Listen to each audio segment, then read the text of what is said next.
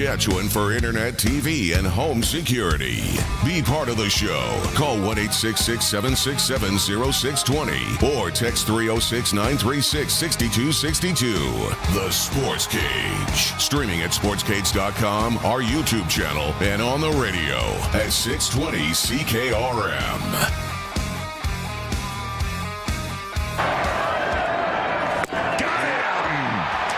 Jeff Hoffman finishes it off, and the Blue Jays come into L.A., take 2 out of 3 here, beating them tonight 6-1, and they're up 3-2 in the World Series. What a ball game. They are. Buck Martinez back to Toronto, chance to wrap it up. The World Series. Unbelievable. Thursday, Sports Cage. How you doing out there? We got flurries, rain in downtown Regina. We're getting into fall, no doubt about it. And it's football season. What do we got for the next 3 hours? We're going to talk about that Jays victory yesterday. Hear from former major leaguer from Saskatchewan. He's back, Andrew Albers.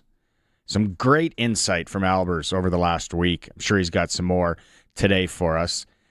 We are going to hear from Jamarcus Hardrick and Corey Mace. Why? Well, Mace is the West Division Coach of the Year. Hardrick, most outstanding offensive lineman. We're going to hear from both of them. Could have been a couple more riders, I think, if you ask most of us. But hey, that's all right. SJHL report coming up. Benny Walchuk's going to be in. That's for Chad Reach, Senior Wealth Advisor at GP Financial and a Visa Wealth. Also, what the heck is up with the anthem again in Los Angeles? Clutch performer in hour 2, Arash Madani. High school football. City finals in Regina tomorrow. We got semifinals in a lot of the other leagues. We got the female league also. We're going to touch on all of them in our high school football report for Warren Steinley, MP for Regina Louvain, in hour 2. And then hour 3, talk about us getting fancy over here. We are going to have 2 co-hosts come in that have never co-hosted the show, probably have never co-hosted a sports show. CJ Reavis from the Saskatchewan Roughriders and Mike Rose are going to be here from 5 to 6. Maybe take some questions from the people out there. So get ready for that. Oh, yeah. Glen Suitor in hour 3 as well. A little round table. I do have Colson with me riding shotgun, and my co-host for 3 hours, the guy that's going to spit in for 3 hours over there, Greg from the Piffles podcast. It's been a couple weeks since you've been floating by here. How are let's start. Let's before we get into Blue Jays. Tough one for your Regina Thunder last weekend. I just got over it, and we're bringing it up again. All right, onward. No, but it was like I was telling Colson before the show started. If you didn't have a dog in the fight, it was a hell of a football game. Mm-hmm. But unfortunately, I was on the losing end of that one, and the closest thing I could describe was 2009. Then I realized half those players were probably like 4 years old, and so they don't know what I'm talking about when I say that. Yeah. No, that was how it went down and how it shook down, and just another wild one. All Sasky battle again, but yeah, we can shelf that though. We won't bring it up. Last night, Trey Savage from the Toronto Blue Jays. Again, I've been talking for a couple weeks. Not the biggest baseball guy, but I'm sure you're watching the game as well. As a lapsed Jays fan, I'm locked in on this one. Yeah. I took a sprinkle of the day. We're going to have that later. So yesterday, I'm like taking the over. Like the Dodgers are going to rough him up a little bit. They're going to score some runs. The Jays are going to score some runs. That over 8 all day long. Sprinkle on that. No. What this kid, we almost can call him a kid. I know he's an adult. But what he goes out there and does as a rookie, and a guy that played A-ball at the beginning. This guy might as well have been playing in Moosomin. Well, that's the thing. Like at the beginning of the year. You look at his trajectory this year. Like Like, usually these guys are, Lucas is a good example. That guy rode those buses for years, for decades. And now he's finally getting his shot this year. This guy rolls into A-ball, and he's pitching in the World Series where he set the new strikeout record. Yeah. And he struck out the entire team. Everyone up on that Dodgers roster struck out to him. 12 strikeouts. At least once. 12 strikeouts yesterday. I can't read that, Colson, sorry. No, it's foggy. Do you want to go through it? There we go. If you're watching the stream, Shohei Ohtani, Aaron Judge, and Cal Raleigh have all gone 0 for 10 with 5 strikeouts against Trey Savage in the postseason. Mind-boggling. Especially that strikeout on Ohtani, where Ohtani just out of his shoes, helmet off. Mm-hmm. That I've seen that image so many times today because that is the image of the game because it was so powerful. That performance is nuts. We'll be talking about this and what he did, especially if they win. Like, that's the other thing too. Yesterday, the celebration from fans in Los Angeles, and I'm like, oh, Chakai. Like, I get it, hyped up, win it at home, and all that. I'm like, I think this thing is still far from over, especially with who the Dodgers have pitching tomorrow night. And I was just like, guys, sit down. Don't celebrate too. No, don't be chirping too much. Remember what happened when we were chirping to Ohtani after game 1? Yep. We don't need you. And then in game 2, he lit us up immediately. Hammers it up. Yeah. So cocky never looks good on Canadians. It just doesn't. It's like, let's just sit and be humble and kind of do our thing. As soon as we kind of want to get a little cocky, it's not a good look for us. That's just my opinion. You're always welcome to send in your comments, be part of the show. Prairieland Rentals text line, 936-6262. From power tools to generators to welding, heaters, and the official Husqvarna dealer. You're going to need your snow throwers soon. 600 Albers Street, you get to deal with the owner. You can call in 1-866-767-0620. We have tickets to give away too today to the West Final. Another 2-pack of West Final tickets. Every text message or call that we get going to be entered in today. Colson has been busy the last 2 nights with the Wheel of Winning, but that doesn't matter. We got to continue. We got to get as many people entered as possible. With Halloween tomorrow, one of the things I'd like to know from people out there, comment on the Riders, comment on Hardrick and Mays, comment on the Blue Jays, whatever you want.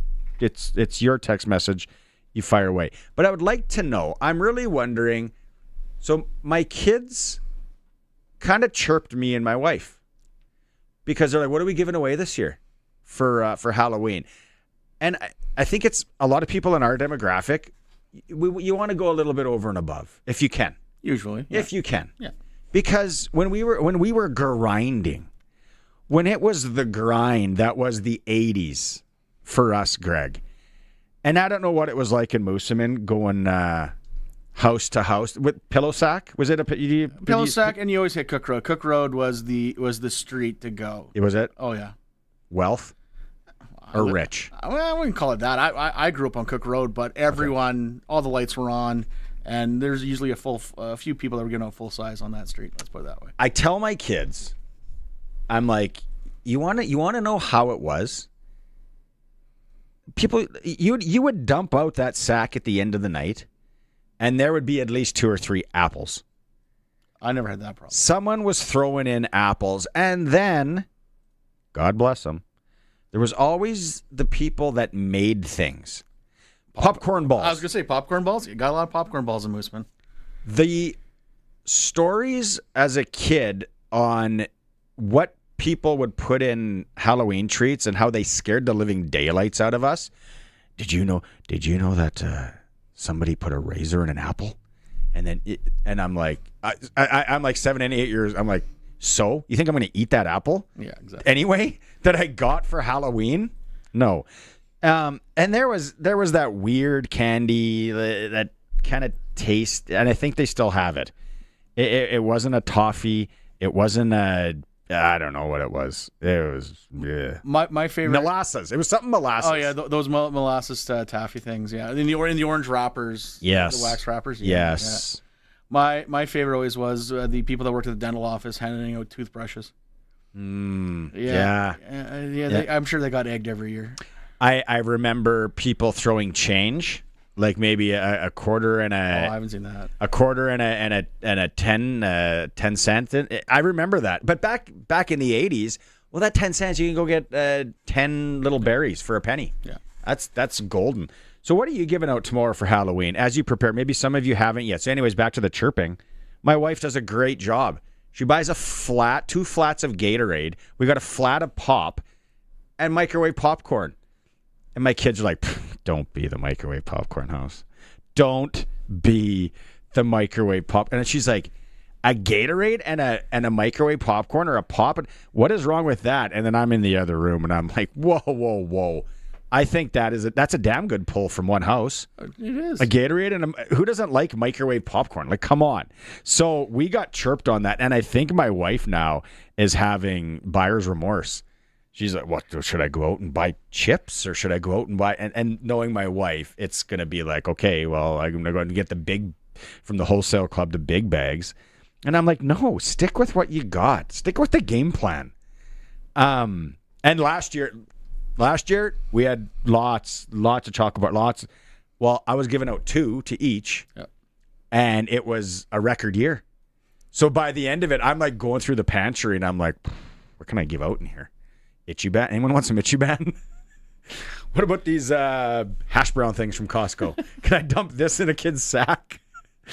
What are you giving out tomorrow for Halloween? Or what did you hate getting? And tomorrow's Halloween. We'll probably run with it again, but it's just something on the text line I thought would be fun. 936-6262. All text today. I'm going to be entered for 2 tickets to the West Final coming up next weekend. Okay. What do you want to go to, Colson? What do you got ready?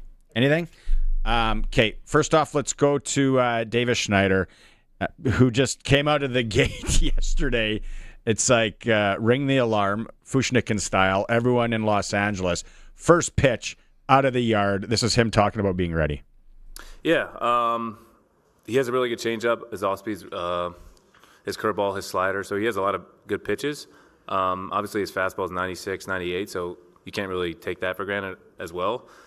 But, George kind of always preaches, always be ready for the fastball first pitch, lead off the game, and George has done it for numerous years, and, I got to take some advice when I can get it. And, sitting fastball, was up in the zone. I didn't really think I got it, but, maybe playoff baseballs are a little bit juice. I don't know.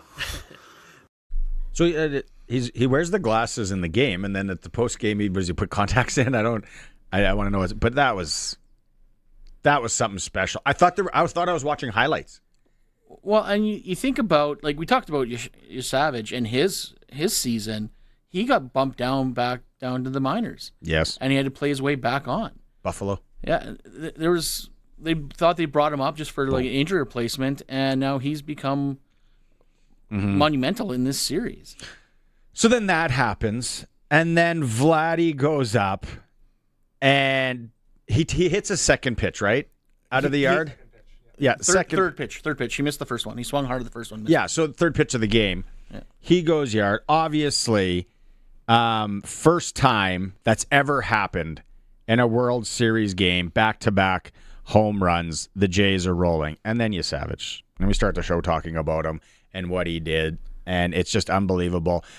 His comments, he just kind of talks about the script on his life over the last year and how it's hard to believe. At any point when you walk out, the game starting, do you ever allow yourself to think, hey, there are 52,000 people here, I'm pitching a show at Ohtani. 7 months ago, I was pitching to 300 fans in front of me in Jupiter? Yeah, it's a crazy world. Hollywood couldn't have made it this good. So just being a part of this, I'm just very blessed. Okay, he's back, our baseball analyst, our World Series analyst, Andrew Albers, former Major League pitcher who originally hails from just outside North Battleford, Saskatchewan. Do we start with Yusevich last night? Andrew, and how wild that was? Yeah, unbelievably impressive. I mean, for a kid that's 22 years old to go out there and show the poise and composure that he had and rebound after probably what I would say was the shakiest playoff start in Game 1 where he just wasn't sharp. He was really good last night, and that was pretty impressive to watch. And he navigated that lineup incredibly well. Obviously, a lot of the numbers back it up. I think he punched out 12, didn't walk anybody. Just a really special outing from a kid who's been outstanding for him. When they talk so much about, in the post-game show, about didn't have a feel for his split in Game 1. Obviously, that's a pitch, and it's his major pitch. For the casual fan, like, how do you lose that? How do you know you don't have that, and then how do you know when you have it back? Yeah, that's a great question. I mean, you never know when you're going to have it or when you don't. Sometimes you just have that feel on a certain day, or every once in a while you go out there and the mechanics just aren't quite right, or the ball's not quite coming out of the hand right. Especially for a pitch like a split. It wasn't one that I threw. I really struggled with it. I tried at one point when I went down overseas. But, like, a lot of things can impact that. It can be how sticky the ball is or humidity, how much sweat you have on your hand, and if you're able to kind of control that. So many different things factor into that. And sometimes with those pitches, if the mechanics are off just a little bit, they translate into big misses. And he had a lot of big misses with it in Game 1. And last night it was way, way better. And, obviously, again, the numbers reflected that. And again, kudos to him, because to be 22 years old and show that kind of poise and just attack guys and be that confident, it was really impressive to watch. How much would adrenaline play into those maybe the first inning, maybe the first couple of innings when it comes to velocity? Yeah, I don't know if it's so much a velocity deal with the adrenaline. It's more, are you able to calm yourself down enough to get into the adjustments that you need to make to command the baseball? Again, you get used to the adrenaline. I would certainly imagine for Game 1, he had a little bit more nerves than normal even. But maybe having had that start, he was able to control that a little bit better the second time out and knew what that feeling was going to be like. And again, responded just tremendously well. And the velocity, I don't think it necessarily bumps up the velocity. It might cause you to try a little bit harder. Mm-hmm. That doesn't always translate into velocity, and sometimes it causes your mechanics to be just a little bit off. And I think we saw a little bit of that in Game 1. And, again, he obviously fixed that last night for Game 5. So yesterday on the show, we didn't talk to you, but it was in Game 4, and people were talking about, and it was even my son we're just starting to watch really baseball with us. He's like, hey, did you know Shohei Ohtani's got 7 pitches? And then we talked about it on the show, and we're just kind of trying to wrap our brains around this. And then it's like, we got to ask Andrew about a guy that has so many pitches, which most of us, Andrew, didn't even know there was that many pitches. Yeah, 7's a lot. I mean, I keep saying things about Shohei that I never thought I'd say before, and normally I would say 7's too many. You got Chris Bassett who does it as well, but again, Shohei's got such good stuff that if he masters 4, he's going to be incredibly hard to hit. If he masters 3, he's going to be incredibly hard to hit. Right? Like you see most starters have 3 pitches. Usually you have a fastball, you have a breaking ball of some sort, and then if you have a splitter, change up, something that kind of goes the other way. If you can do all 3 of those things, it causes really good tunnels, so it's really tougher for hitters to sit on a particular pitch. And if you can throw them all for strikes, it makes it real tough on hitters. To have 7 or 8, I don't even know where you go from there. I threw 4. That's because none of them were very good, so I needed the extra pitch every once in a while to try to get through that third time through the order. But I didn't have Shohei's kind of stuff. So, again, to have 7, obviously he executes them. I'm not even sure what they all are. I would imagine 4-seam, 2-seam cutter, which are all types of fastballs. He throws the split. Then you think he's got 2 different breaking balls. He's got kind of the curveball and the sweeper, maybe 2 sliders. I'm not exactly sure. But that's a lot of pitches to master and to execute really, really well. You don't get unlimited reps on the mound. Mm-hmm. So, the ones that you do have, you want to make sure you're maximizing them, and trying to perfect or be really comfortable with 7 pitches is really difficult. A lot of people are making, and it was Buck Martinez who called it, Alejandro Kirk's visit to the mound as a pitcher. What would that be? Just to calm down, to kind of go through things here? How would that visit have gone that was so key in the game? Yeah, I think there's a few things that go into it. Again, you're trying to give the pitcher a breather. Had just given up a couple hits. Maybe he noticed something where the mechanics were off just a little bit. Probably not something that's going to be addressed there, but it's probably more just hey, you're fine. Mm-hmm. Go back, whether it's get to the bottom or the small adjustment that he makes with the splitter, whatever that is, and get us out of here. It's kind of a confidence builder meeting. Might talk about what pitch you want to throw first. It's a little bit different now with PitchCom. You don't have as much shaking. I know my meetings with catchers used to go that way. It's like if they came out after we gave up a couple hits, you got a guy in scoring position. The one part of the discussion was always, okay, what are we going to throw first pitch right here? And so, that might have been part of it as well. And really, again, it's just to kind of give that pitcher the moment to reset and refocus and get back to where he needed to be. And obviously, it worked really well.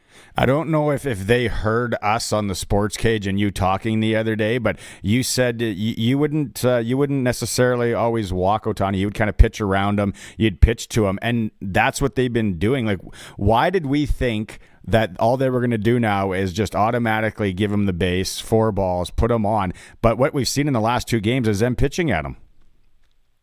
Well, again, like he is human, right? And you do have to go after him because he's such a good base runner as well. He can steal bases. All of a sudden, he can turn a walk into a double in a hurry. If especially with the new rules where you can't pick over that often. The guy stole 50 bags last year, so it's not a guy that you can just go up there and walk. Mm-hmm. He is a guy you circle in the lineup, especially the way Betts and Freeman are swinging it right now, that you're not going to let beat you. So he comes up in a big spot. You're absolutely going to pitch around him. You're absolutely going to try to make sure that he isn't the guy that beats you. The other thing with that is solo home runs rarely beat you in a game.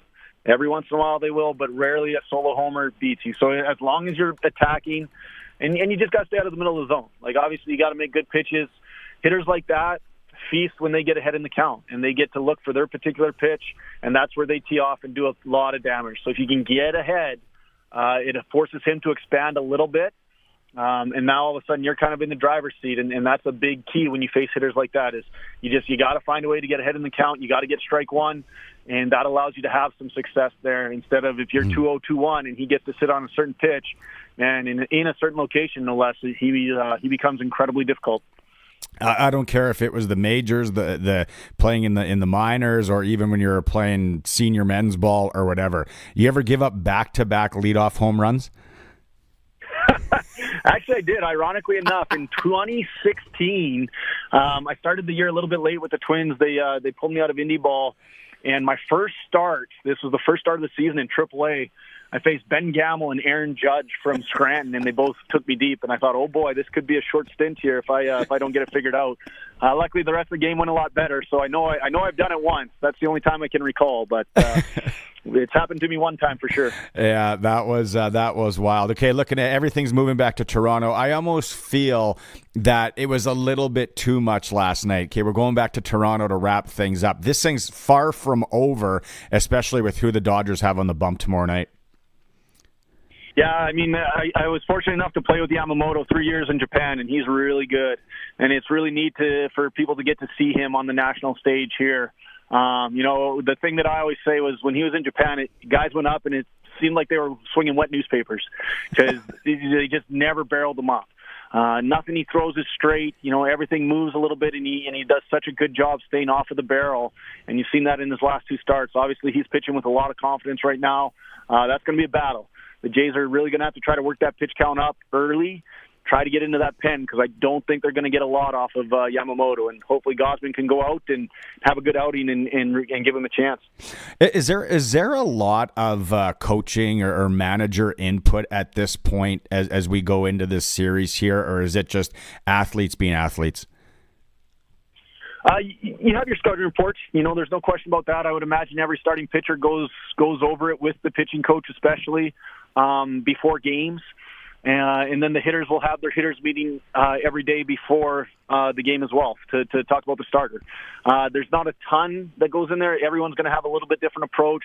Everyone's going to have, probably have watched their at-bats against these starters previously as well.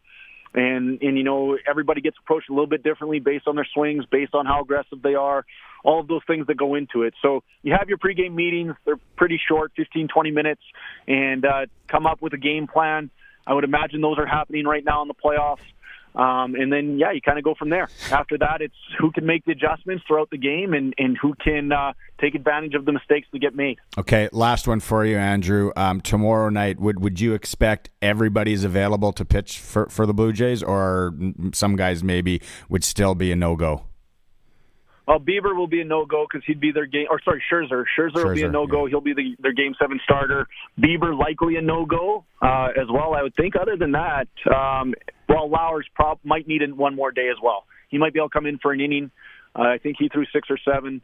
Other than that, I would say pretty much everybody's up. Right so, they should be in pretty good shape that way as long as they don't have another 18-inning marathon. They should have plenty of arms, and hopefully they can find a way to get the job done. It could make for an interesting Halloween night. Celebrations on Albert Street here in Regina, 8th Street in Saskatoon. I know you'll probably be out there honking your horn and waving the flag.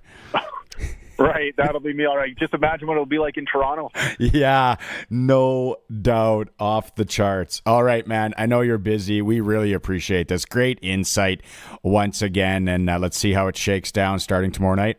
All right, thanks for having me, Barney. Go Jays. Again, Andrew Albers, thanks to him for joining us.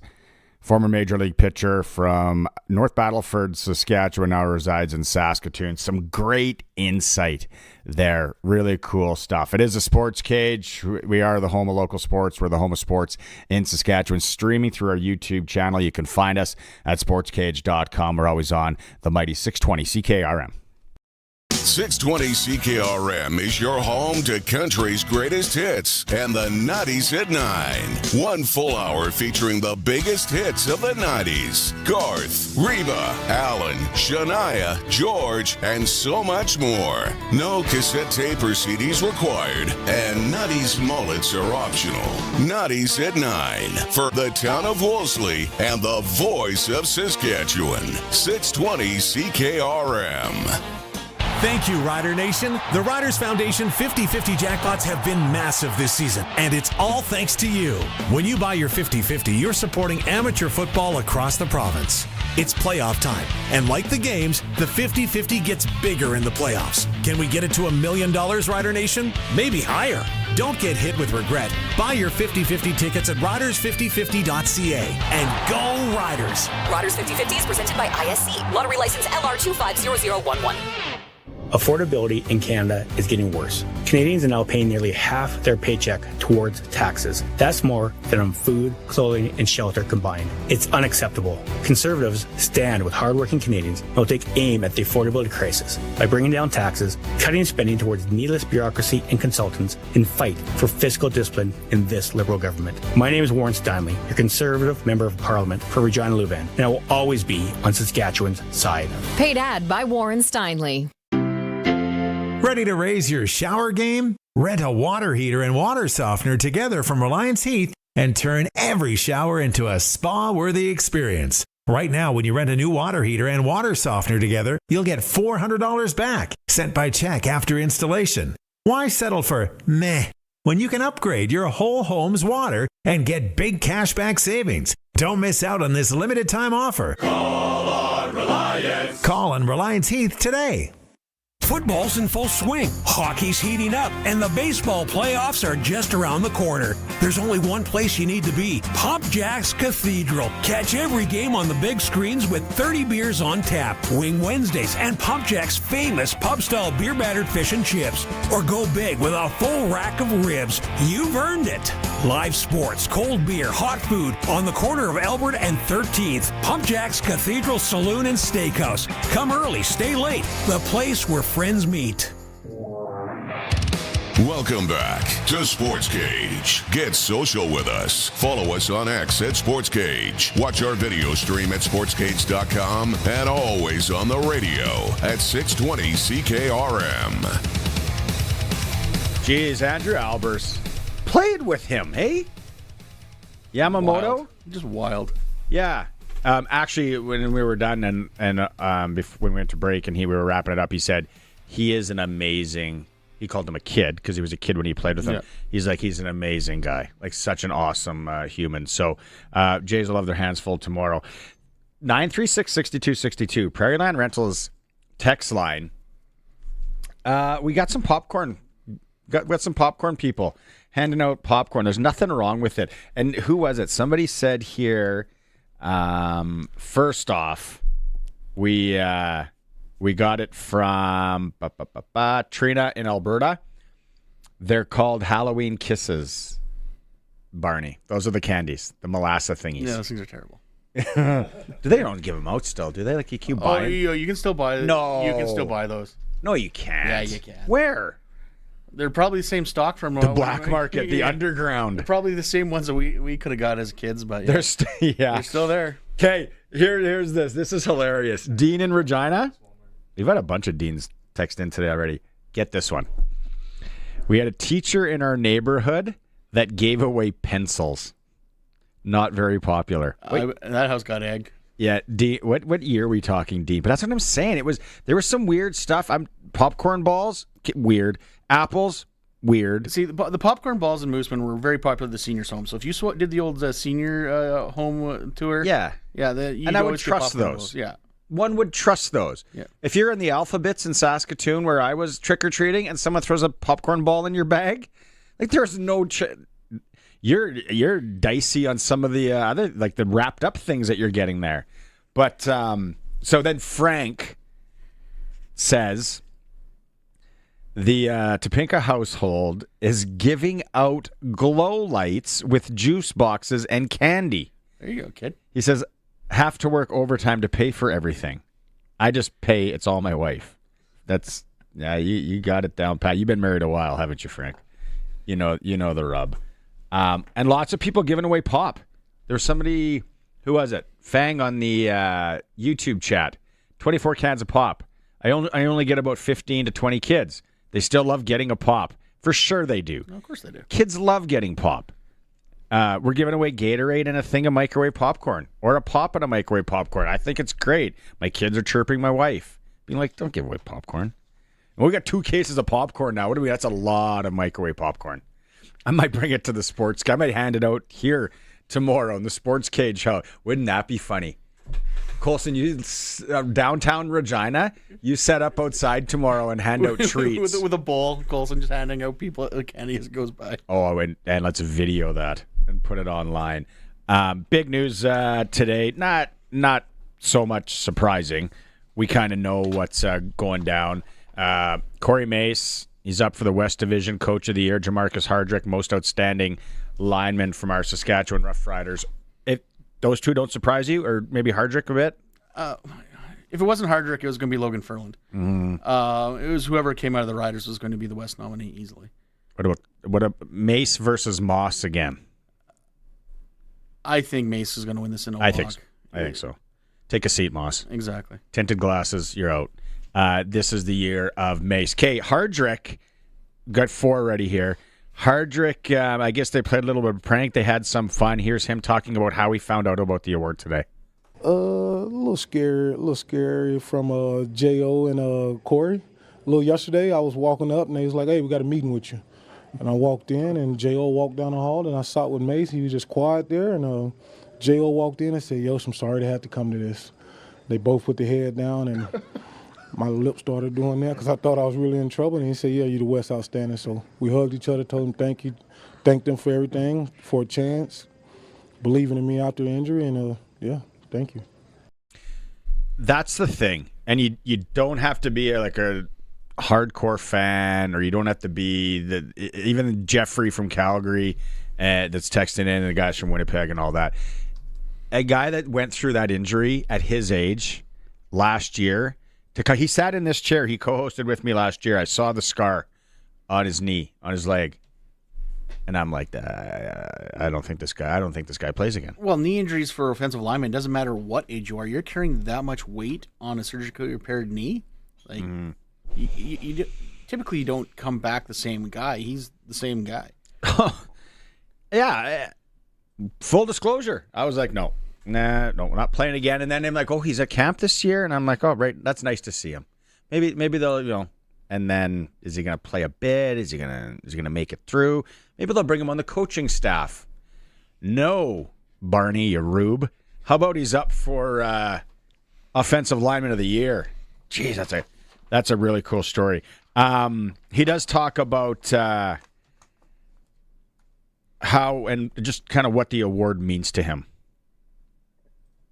A little scary from J.O. and Corey. A little yesterday, I was walking up, and it means a lot. A lot of work went in, didn't do it alone, but it means a lot. for me personal, but for the team it means nothing, and let's go get this team goal. But personal level, it means a lot coming off an injury, getting back there, didn't do it alone. Guys beside me, the coaches, sprint staff, everyone, but it means a lot in the grand scheme of things, but team thing means nothing. Okay, so you guys want a sprinkle here? You guys want to do a little gambling? Sure. We're going to hear from Coach Mace. Just give it a sec, Colson, on what the Coach of the Year nomination means. What is he going to say? It doesn't matter until the only award that matters is the Grey Cup. This is okay. I might go with this is a team. This is about the guys. Probably. It's not about me. That's the second one, yeah. That was my second. Dang. Going 1-0 this week. Yeah, always, yeah. Okay, Colson, what is he going to say? Truthfully, it means the organization, we kind of just pull together, man. I think most coaches would tell you we would look at that as a team award, an organizational award, man. So much goes into it. Humble just to represent the organization. Yeah, that's the Mace we love. He didn't say dang, though. No. He does talk about Hardrick and his award. Yeah, I think everybody in the league knows how good he can be, how good he is. But just so proud of him for, how things ended for him last year, the work that he put in to get back on the field, and obviously the way he's been playing this year, I think hasn't gone unnoticed. So, well-deserved. A lot of really good offensive linemen in the league and truthfully on our team. But Yosh has just been kind of playing at a different clip. It's funny. Him and Mace, right? Played against each other. Yeah. It's comical. Mace 3 Colson here because he remembers playing Hardrick. Mace 3, you got that one? Mace 3, what he remembers about playing Hardrick in 2014. It's crazy. I didn't. And he mentioned it, and I went back and I watched the game, and he was still doing the stuff that he does now, towing the line. I think he tossed me on my tail a couple times, so there's a reason he's playing and I'm coaching. You can still play coach. Player coach. There we go. Let's get him in. The old Reg Dunlop. That's right. You got to work on the power play. Okay, and then Hardrick on his first CFL start with BC when he lined up against Mace. Oh, we got to know each other pretty good. I respect him, respect that guy. 2014 was my first year, so that defense I was going against, I didn't know anything about. Now I look back at it as one of the good teams, one of the great teams that won the Grey Cup.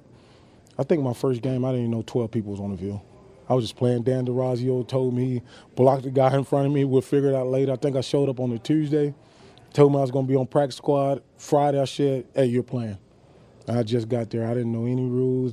I knew the yard was off. Dan DeRazio stayed up with me all night, and here we are today.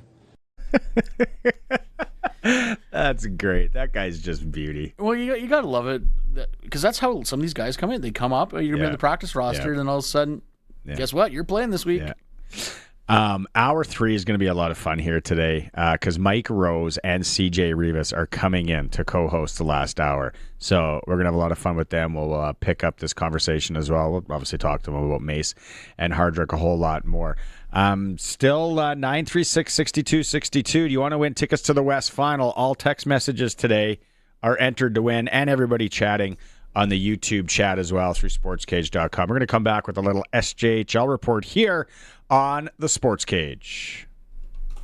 You've worked hard for years, but when you retire, do you know your options that truly fit you and your family? That's where Chad Reach, Senior Wealth Advisor, and the team at GP Financial Services and Aviso Wealth come in. They help you understand your choices, avoid costly mistakes, and build a retirement plan. Independent advice, local expertise. Before you make the next move, talk to Chad Reach, 306-584-2755. Mutual funds and other securities are offered through Aviso Wealth, a division of Aviso Financial, Inc.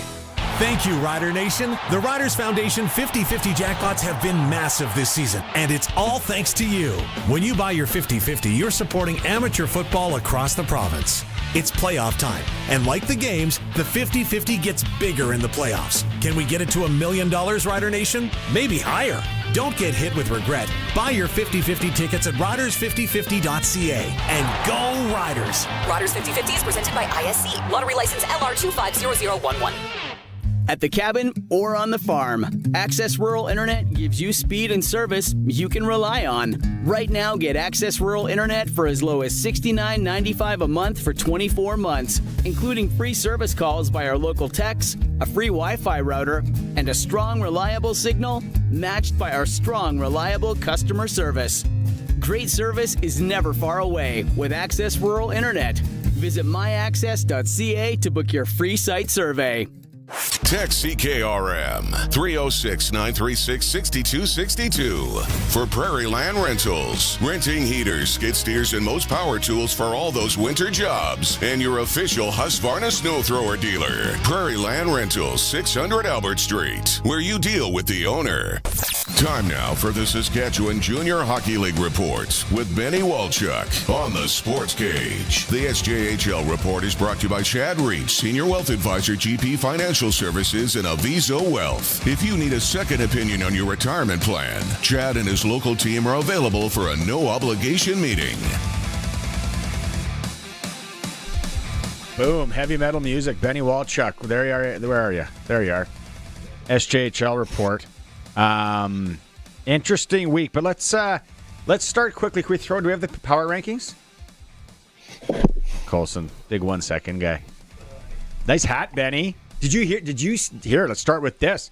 Starting next week, thanks to the commish and Jacob from the SJHL, when we do this SJHL report for Chad Reach, next week we're starting to give away exclusive, almost one of a kind, SJHL Sportscage hats. Have you seen them? I like them. Yeah, they look pretty nice and like clear color, but it's I like strapping, so I'm sure we'll have some giveaway in the SJHL rink, but it's gonna be good to see. Yeah, you're getting a few. I think there honestly is only 50 made, and that's what we want to do. Keep it exclusive, and you're gonna take a few to give away. Have fun doing that. People are gonna be all over you. So your face is on doors in arenas. Like, you're popular. People are gonna want them. But they're that new style hat that a lot of the kids are wearing. They're the new style of the old hat, kind of, right, Benny? They are. Yeah, it's that I don't know what it's called. A lot of the guys, I'm actually in the school right now for the getting ready to coach football. A lot of the kids are wearing those hats. I'm not sure what they call them. I have to probably get them there to see what the name is. But yeah, it's going to be good. It's going to be nice fitting hats, and it's going to be great. I know we're getting to toque season here soon, but I'm still going to rock a hat. Maybe a toque hat combo. Toque hat combo, very popular in some parts for sure. It's that hat. I'm going to paint the picture. We're going to tweet it out as soon as we get confirmation and all that, and you can see what we're dealing with here. It's like Morgan Wallen's wearing them.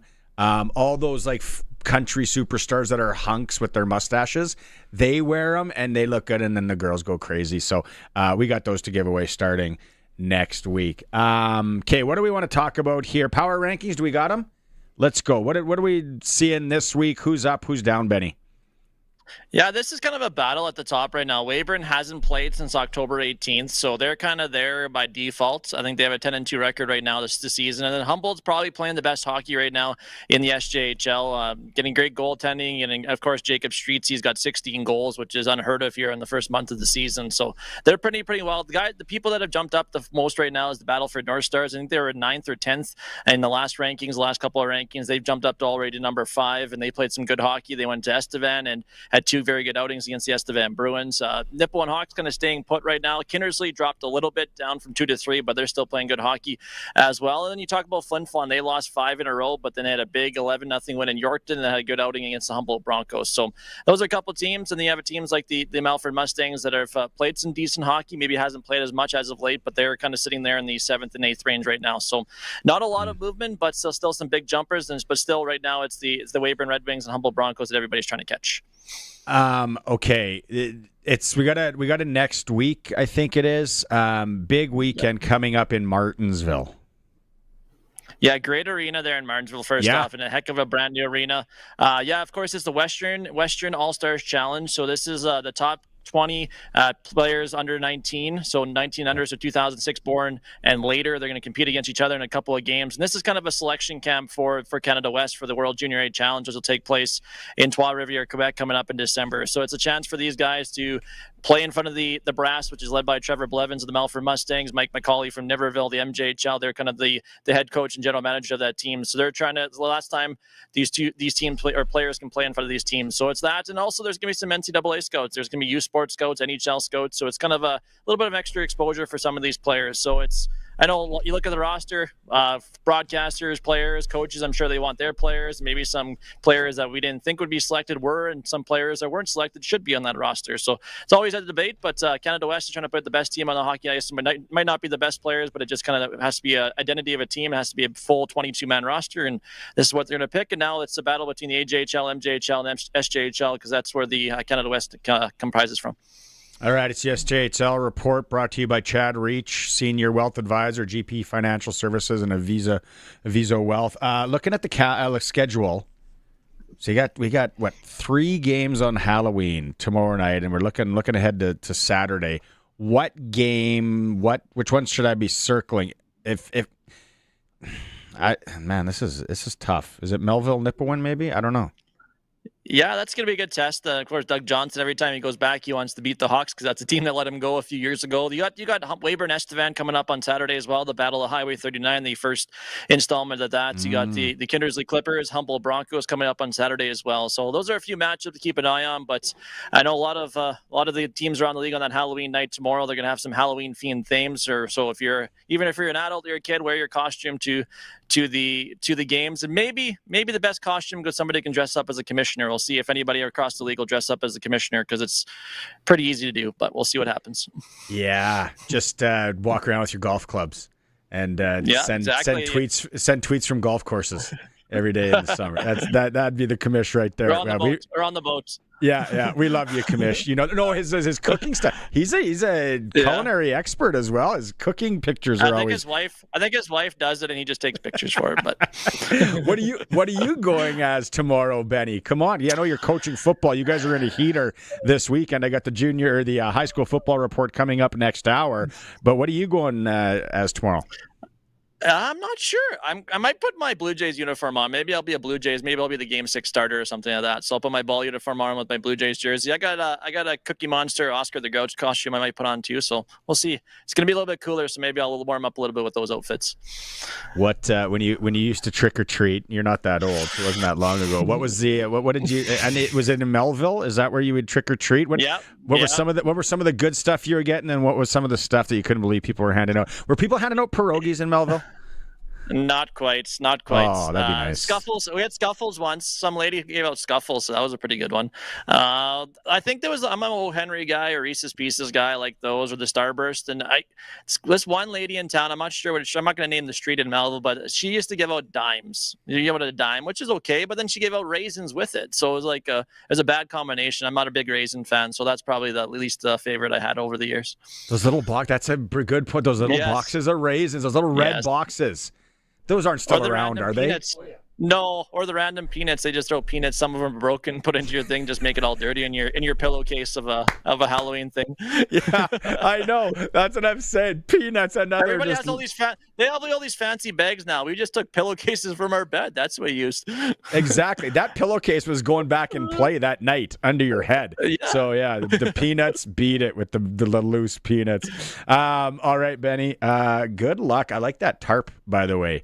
That's sharp. What do you guys think? If I was gonna set a line on the game for the Melville squad, what would it be this week? I don't know. We got a couple banged up injuries from last Saturday, so we'll see what we'll have here. Everybody's day to day going into Saturday, so we'll see what kind of roster we'll have. But Lems and stuff, they're well coached. Very good football team with Coach Dunville. They've been there for a long time. But I'm gonna go.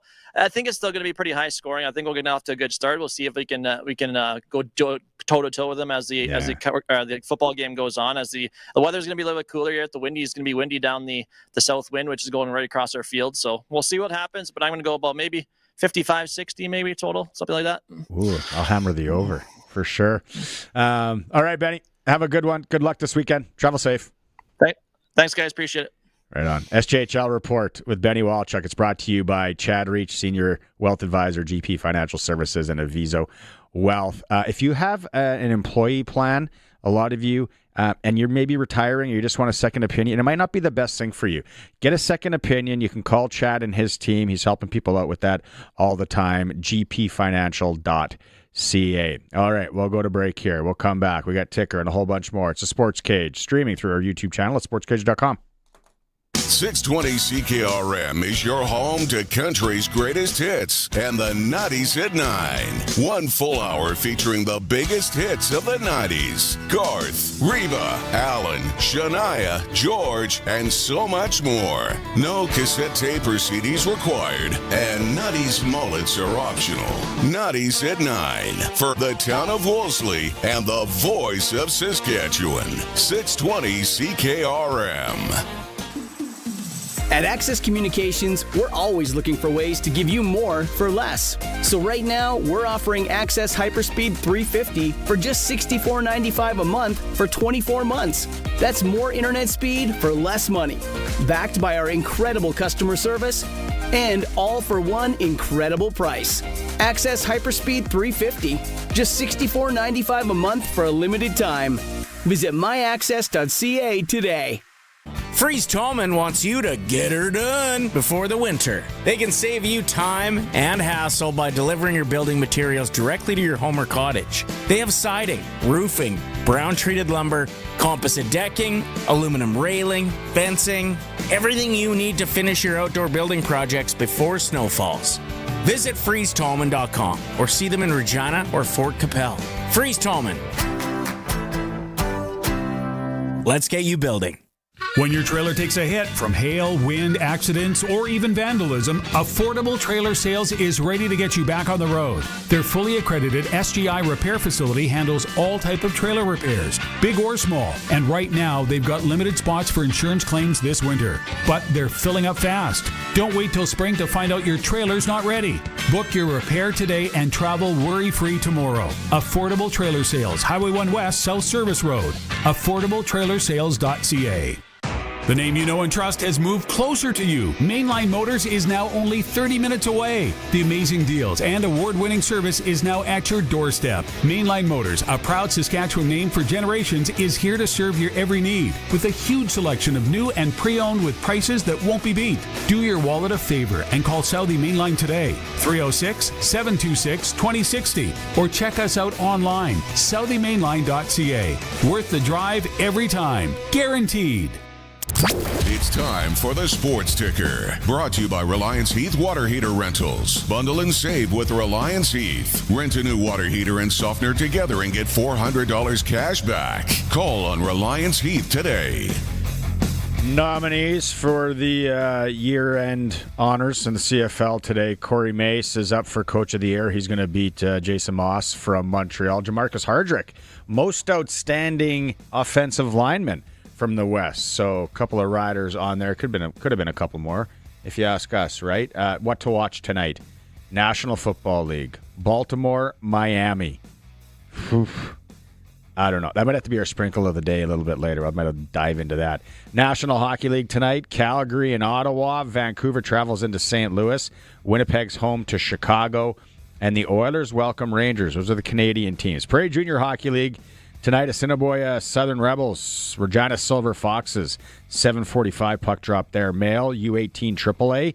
Legionnaires are at the Saskatoon Blazers, and then here at the Sixer, Regina Pat Canadians welcome the Saskatoon Contacts. Saskatchewan female U18 regular season tonight in Notre Dame. The Regina Rebels in town, 7:30 puck drop there. Sports Ticker in Hour 1 is for the Bundle and Save event with Reliance Heath. Rent a new water heater and softener together and get $400 in cash back. Call on Reliance today. Okay, text line. Let's go right now. CJ out in Milestone. You're entered to win 2 tickets to the West Final. Great tweet on Halloween treats. Well, I don't know. Maybe I'm wrong. I think it's Boss. His wife went to Costco. Free plug. And she bought hot rods. Gonna drop hot rods. Great play. Isn't it? Good play. Yeah. Like at our age, we don't want to be crushing too many hot rods. Seriously, you eat. When's the last time you had a hot rod? Like I feel my arteries just clogging when I bite down on one of those things. But a hot rod's a nice play beef jerky, a little beef jerky sampler would be a good thing. Not loose. Just loose beef jerky, like the loose peanuts. Like, come on. Yeah. If you got something to say about what are you giving away for Halloween? Because some of you are going out tonight and buying. Somebody did ask here about the popcorn that we're giving away. We're not popping it. We're giving away the bags. I need 3 minutes. You just sit right here. How many are you? There's 6. Hold on.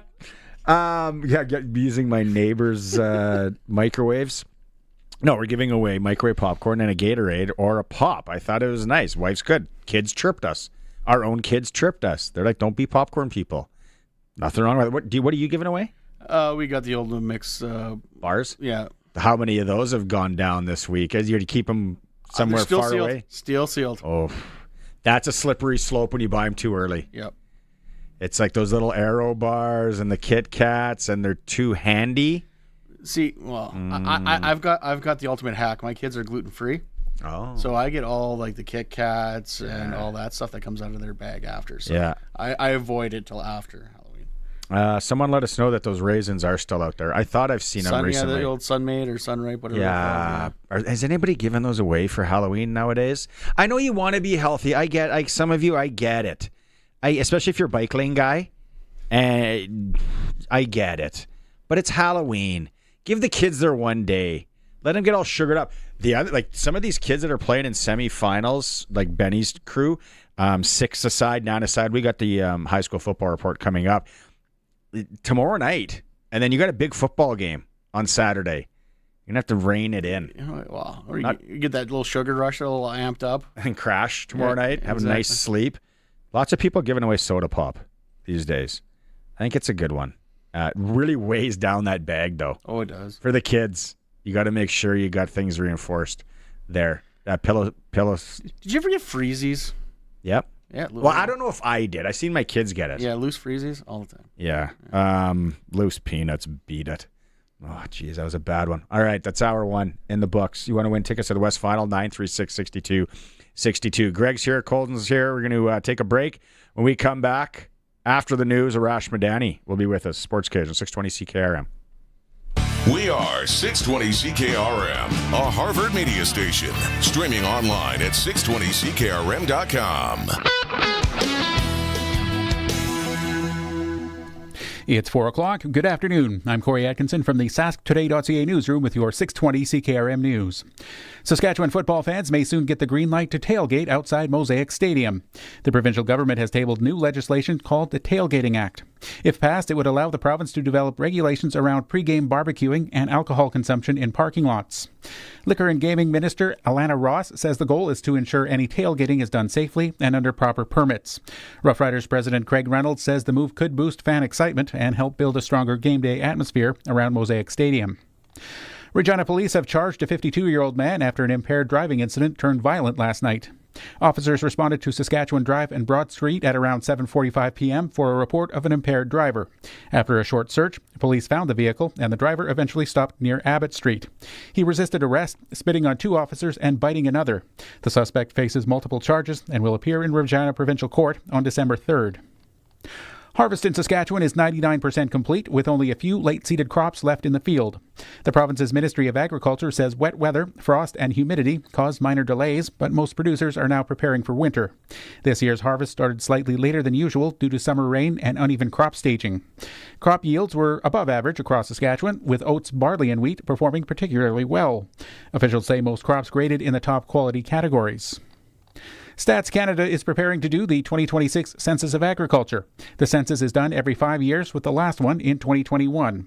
Paul Dirk, the chief of the Ag Census, says the questionnaire takes about 30 minutes to complete. Questions about farm operator, how many are there, what you produce, whether it be field crops, poultry, livestock, fruits, vegetables, those sort of things. Talks about what methods you use, like land practices, where your farm's located, how much land you have. Starting in May, farmers will receive a letter in the mail that includes an access code to use online for the questionnaire. The MP overseeing Canada's foreign aid has announced $7 million in humanitarian relief for Caribbean states hit by Hurricane Melissa. Secretary of State for International Development, Randeen Sarai, says $5 million will go to life-saving help through emergency response agencies and health providers. The other $2 million will go to the World Food Program to support its efforts to distribute food and other supplies to Jamaica. And King Charles has stripped Prince Andrew of his title, meaning he will just be known as Andrew Mountbatten Windsor. For years, Andrew has faced sexual misconduct allegations since his relationship with convicted sex offender Jeffrey Epstein was revealed. Patrick Reevell reports. The pressure has been growing around Andrew over his relationship with Jeffrey Epstein and the allegations from Virginia Giuffre, who accused him of having sex with her. He has always denied those allegations, but this is a pretty extraordinary step for the royal family to have taken against him. Windsor will move from his Royal Lodge residence into, quote, private accommodation. That is your 620 CKRM News. Read more stories from around your community and around the province at sasktoday.ca and 620ckrm.com. Your weather is next. Weather brought to you by Line X Regina. Serious protection, killer looks.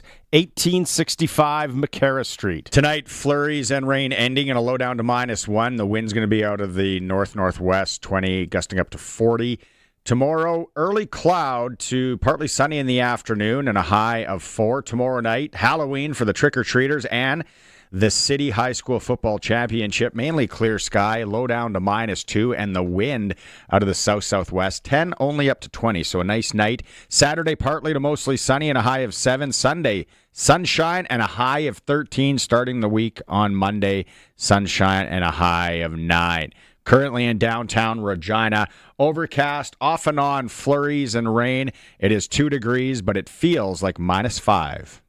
For 40 years, the team from Line X Regina has been protecting vehicles across Saskatchewan, and we're changing with the times. 3 generations of our family have protected your vehicles. Our business has evolved, and we're not stopping now. The next generation is here. Same family, same commitment, ready for the next generation of truck beds, rocker panels, trailers, bumpers, and running boards in all kinds of colors. Line X Regina, 1865 McCarra Street, the next generation of protective coatings. Broadcasting from Century Studios in downtown Regina, Harvard Media presents The Sportscage, where Saskatchewan comes to talk local sports. Brought to you by Access Communications, trusted in rural Saskatchewan for internet, TV, and home security. Be part of the show. Call 1-866-767-0620 or text 306-936-6262. The Sportscage. Streaming at sportscage.com, our YouTube channel, and on the radio at 620 CKRM.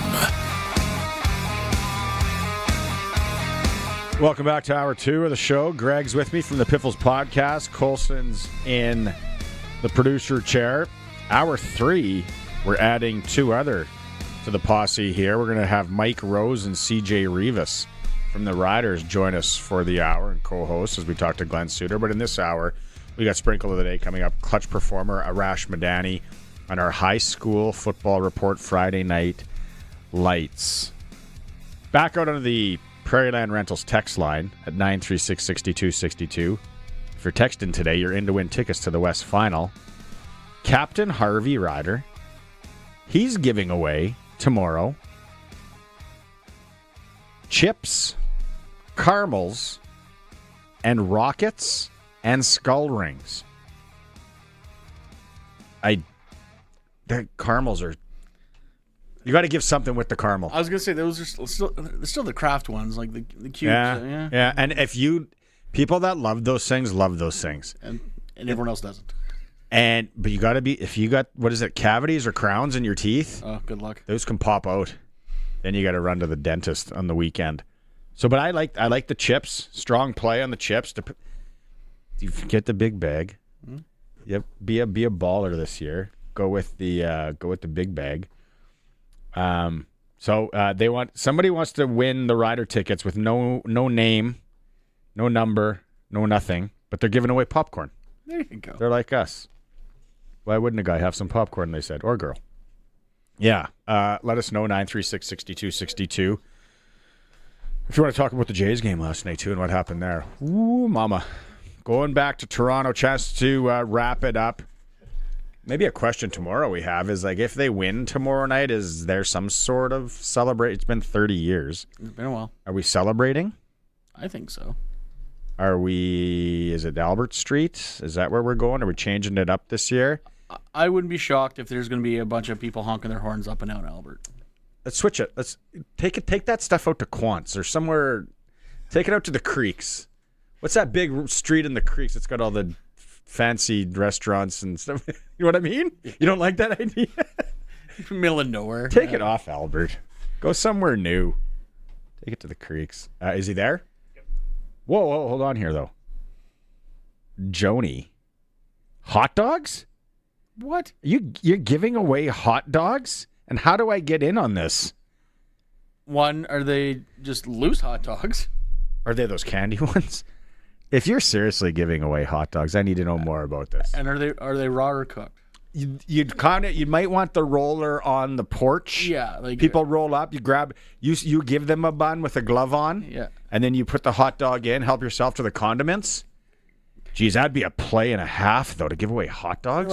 Fresh cooked glizzy would be nice, but I'm just picturing someone just throwing in like the loose hot dogs they got at the bulk bar.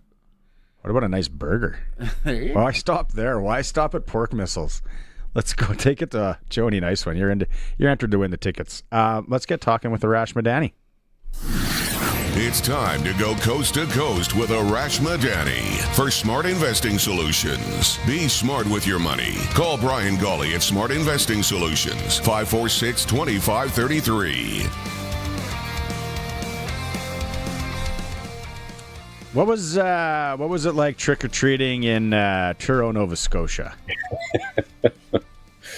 Well, they gave away candies and chocolates and chips and all those things. You remember? I was trying to think while you guys were talking. The best houses had the cans of pop. Yeah. If you left with a can of pop, you're like, whoa. Whoa. You had to have the right bag though, because if you walk around with one of those, and it's going to get two cans, you need a pillowcase, a good pillowcase. You get 2 cans of pop and some of those Bush League bags that could ruin your whole night. Not going to do it. I remember once again, the Alphabets in Saskatoon, someone ran up and tried grabbing my pillow. Because remember, that was always a thing. You're always worried about the big bullies coming by and grabbing that all those hours you put in. And I hung on for dear life. I'm like, there's no way. You're not getting my rockets. Rockets? But I would take loose peanuts over rocket. I think rockets are so overrated. But people here, we have them at the front desk here at work. People love them. Not a fan. What about raisins, Arash? Did you ever get the raisins? No. The red boxes? Right. No, we don't need any of that. No. We don't need any of that. How about M&M peanut, apple? Twix bars? Yeah, apple. You get an apple, it's like, all right, call the cops, right? Like those are the sketchy people on the street. The popcorn balls. Come on. Oh man. Yeah. The Whoppers. What I was always good with. That's a selective taste though. It kind of falls into the caramel. You're either all in on Whoppers or you're get these things away from me. Oh, I'm all in on Whoppers. I will admit that. That's very fair. So chocolate bar rankings. What do you guys got as a 1-2? Wonder Bar, like this. No Crunch. Yeah. Wonder Bar. Yeah. Those are always my kids are 14 and 12, so they've been trick or treating now for 10, 12, however many years. Those are always those things that stick around until July.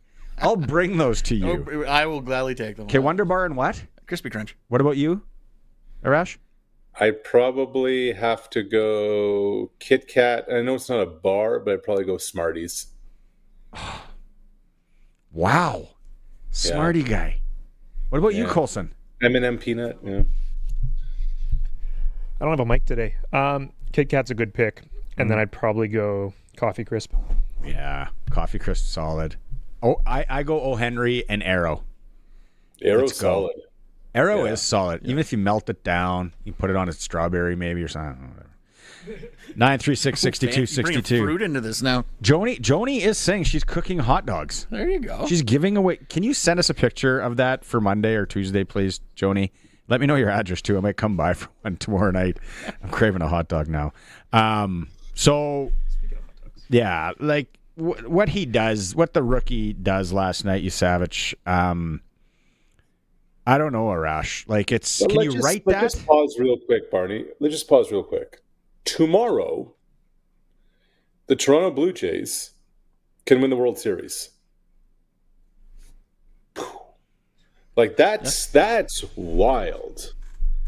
You know, like we get into the weeds, we talk about series, we talk about all the stuff, but just like you kind of almost like have a pause, is that tomorrow at home, the Toronto Blue Jays have a chance to win the World Series, and if they don't do it tomorrow, they can do it next day to bring a championship to Canada for the first time since 1993 in Major League Baseball. It's pretty wild, isn't it?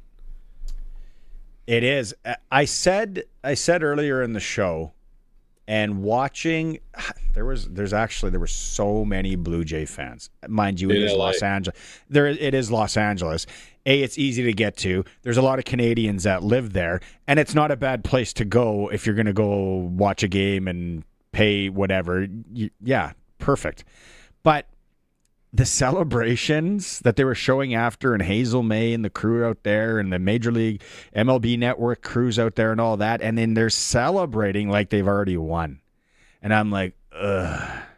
And the chants are going and all that. Where I said earlier, I say cocky does not look good on a Canadian, on Canada. I'm like, let's just bite our tongues. Let's get back home, and let's see if we can wrap this up. Because it's still a long way from done. Still a long way from done, no question. But here's the thing. These guys just keep finding ways to win. Like, it's wild. Barney, 5 weeks ago, late September, you and I were talking. They lost 6 of 7. You're like, all right, well, season's over. They'll get into the wild card, and and then they get by the Yankees, and you say to yourself, all right, well, the Mariners won the first 2 games in Toronto. They're up 2-0 going home for 3. It was good while it lasted. Congrats.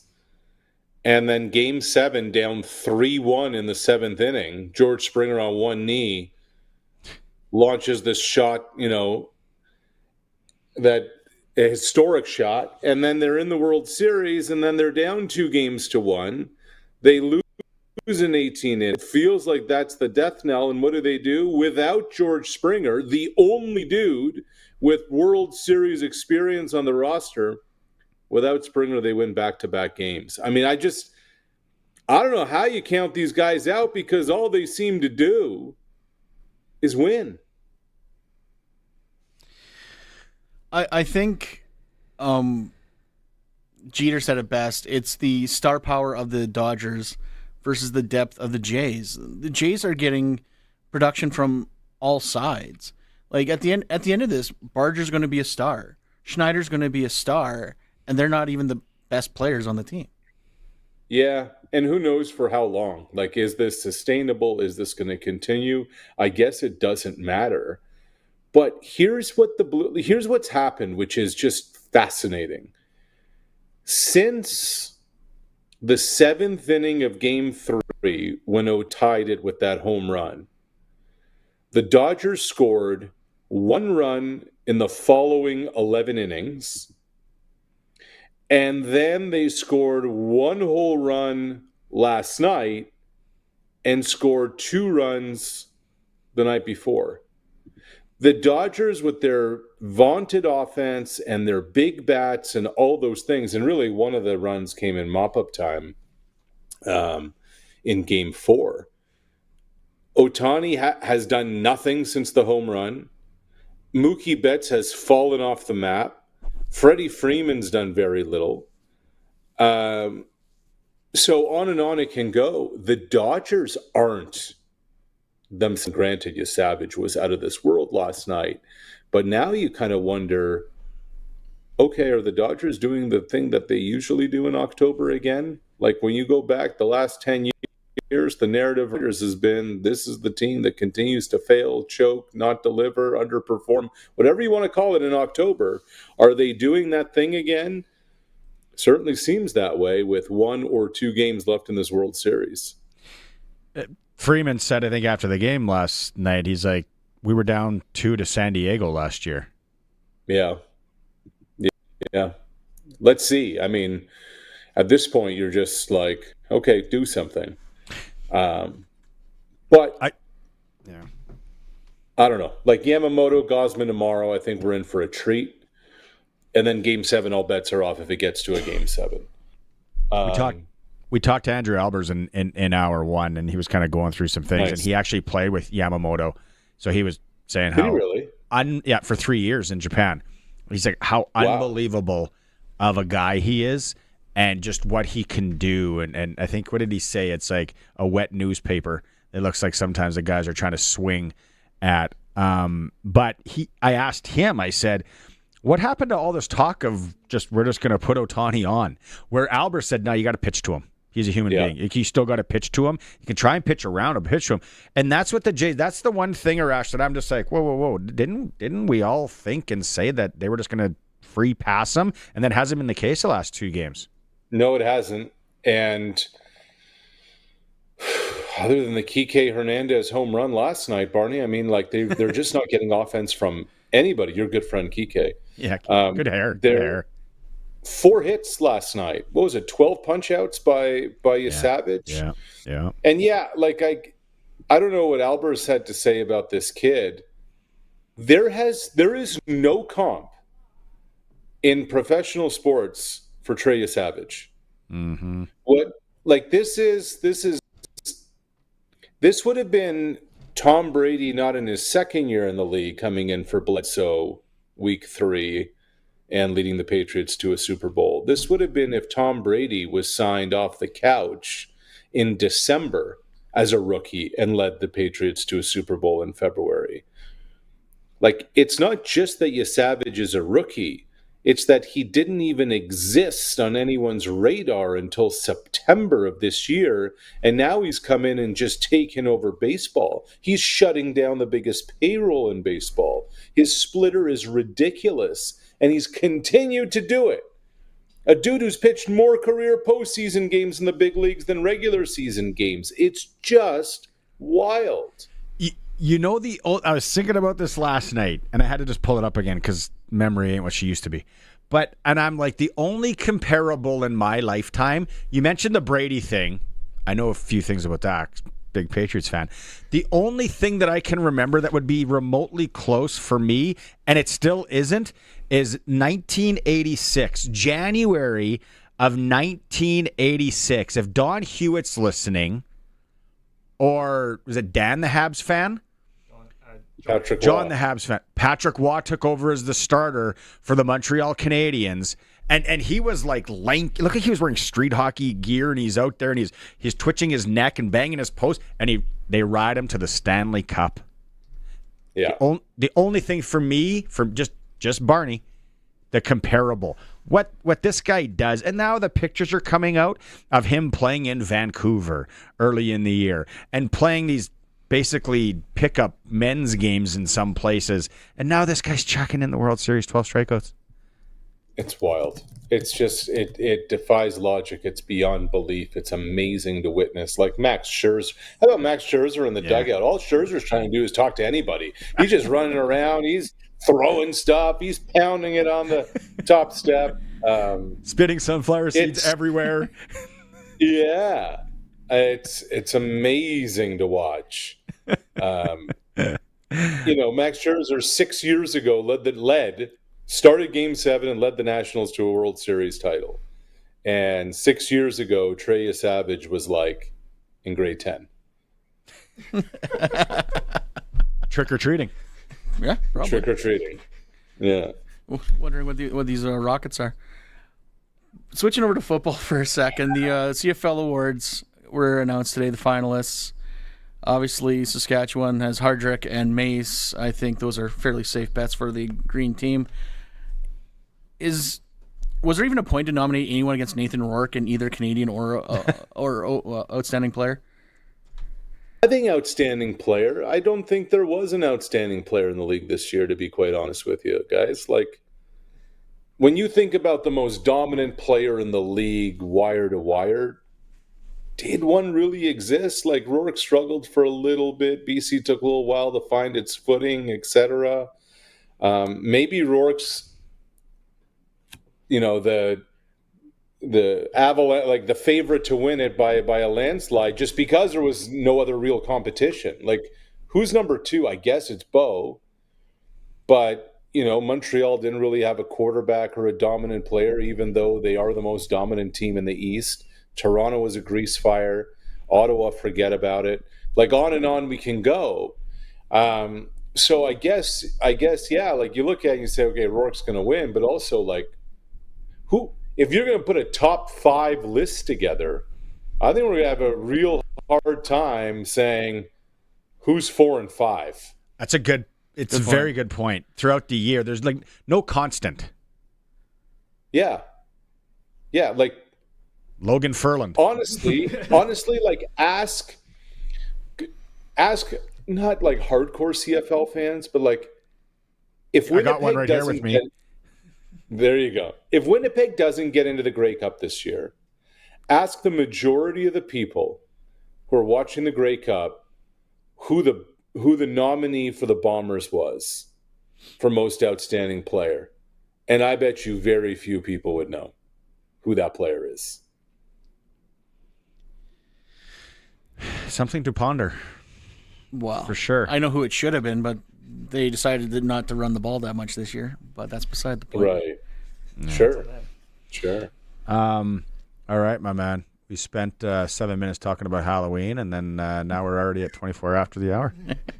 That's what it's all about. Okay, have a good weekend. Have fun tomorrow. I hope you're out there celebrating. I want to see you on TV doing something crazy with a sack full of candy. Climbing a light full of rockets. Have a good weekend, bud. All right, see you guys. Right on. Coast to Coast with Arash Madani. It's always for Smart Investing Solutions and Brian Golly. Be smart with your money. Call Brian at Smart Investing Solutions, 546-2533. We got some texts to get through here on the Halloween candy front. People want to win West Final tickets, so they're letting us know. They're letting it fly. We got our first puff wheat of the day. We'll come back. We got Sprinkle of the Day. We got Clutch Performer. And the high school football report. It's a Sports Cage on 620 CKRM. You need to know what's going on in Regina, so get the scoop with the Regina Today newsletter, your backstage pass to everything happening in the city. It's quick, it's free, it's Regina Unfiltered. Get it straight to your inbox. Find the link to sign up at 620ckrm.com or text news to 306-936-6262 and get the link delivered right to your phone. Regina Today from sastoday.ca. Don't miss out. The Rough Rider Foundation's 50-50 is heating up. And the early bird prize for the West Final is a week in sunny Costa Rica or $9,000 cash. But don't wait. The deadline is 5 p.m. November 6th. You could be cheering in paradise or cheering here with a wallet full of winnings. Don't get hit with regret. Buy your 50-50 tickets early at riders5050.ca and go Riders! Riders 50-50 is presented by ISC. Lottery license LR250011. What's going on in the markets? When is the right time to invest? What should you do with your money today? When Margaret had questions, she talked to Brian Golly. We have been with Brian right from when the tax-free savings account came into being. He gave us very solid advice. You don't have to plan your financial future alone. Call Brian Golly of Smart Investing Solutions. 306-546-2533. I would not hesitate to recommend him to friend, relative, or anybody else.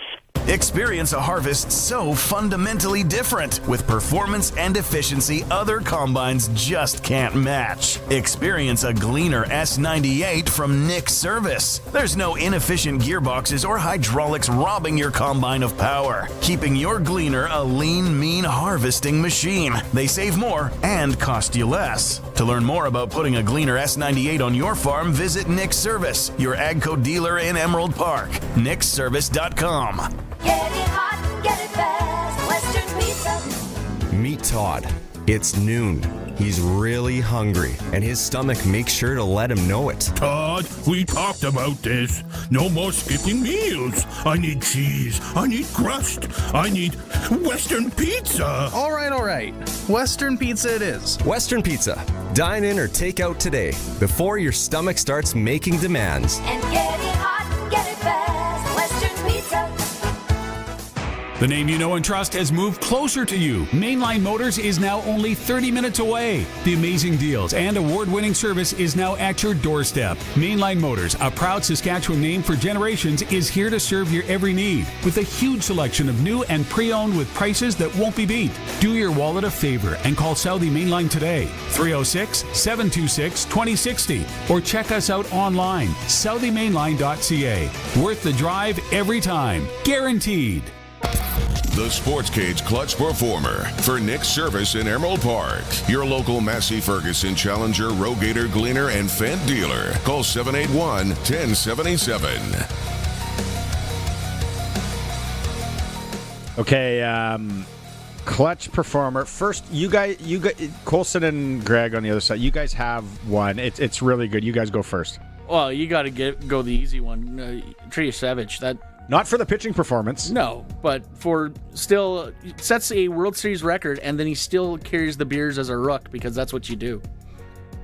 That was impressive. I had the video saved somewhere. Now I can't find it. Oh, well. Okay, that was Clutch. Unclutch again for the second time this week. We could have went third time. It's almost like they're punking us. They're pranking us. They're laughing at us. Major League Baseball, the Canadian national anthem again last night. Here is Rufus Wainwright. Oh, Canada, our home and native land, true patriot love that only us command, car ton bras portait l'épée.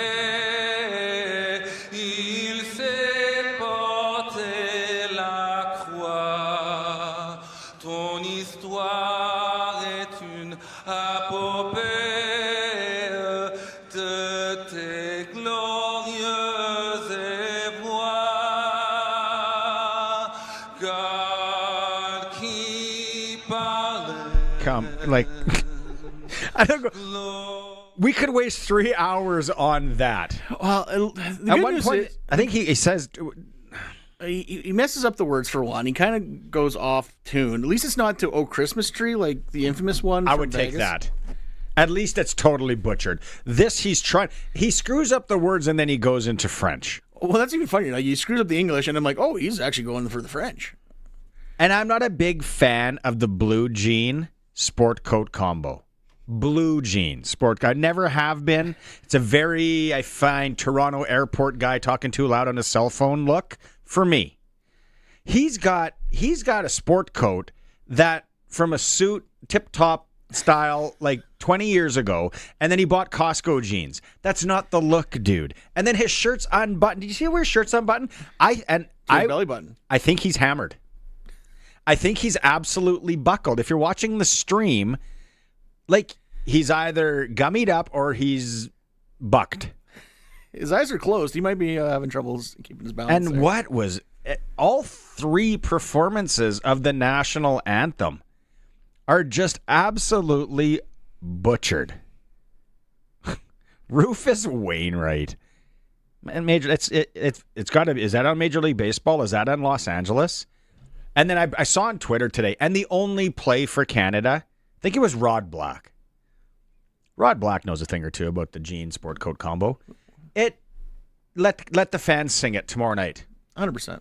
Just have somebody walk out there with a Rod Black should walk out there. It's Halloween. Put your mustache back on. Walk out there in your old TSN jacket. Hold the mic up. You start it, hold the mic up, let the fans take it.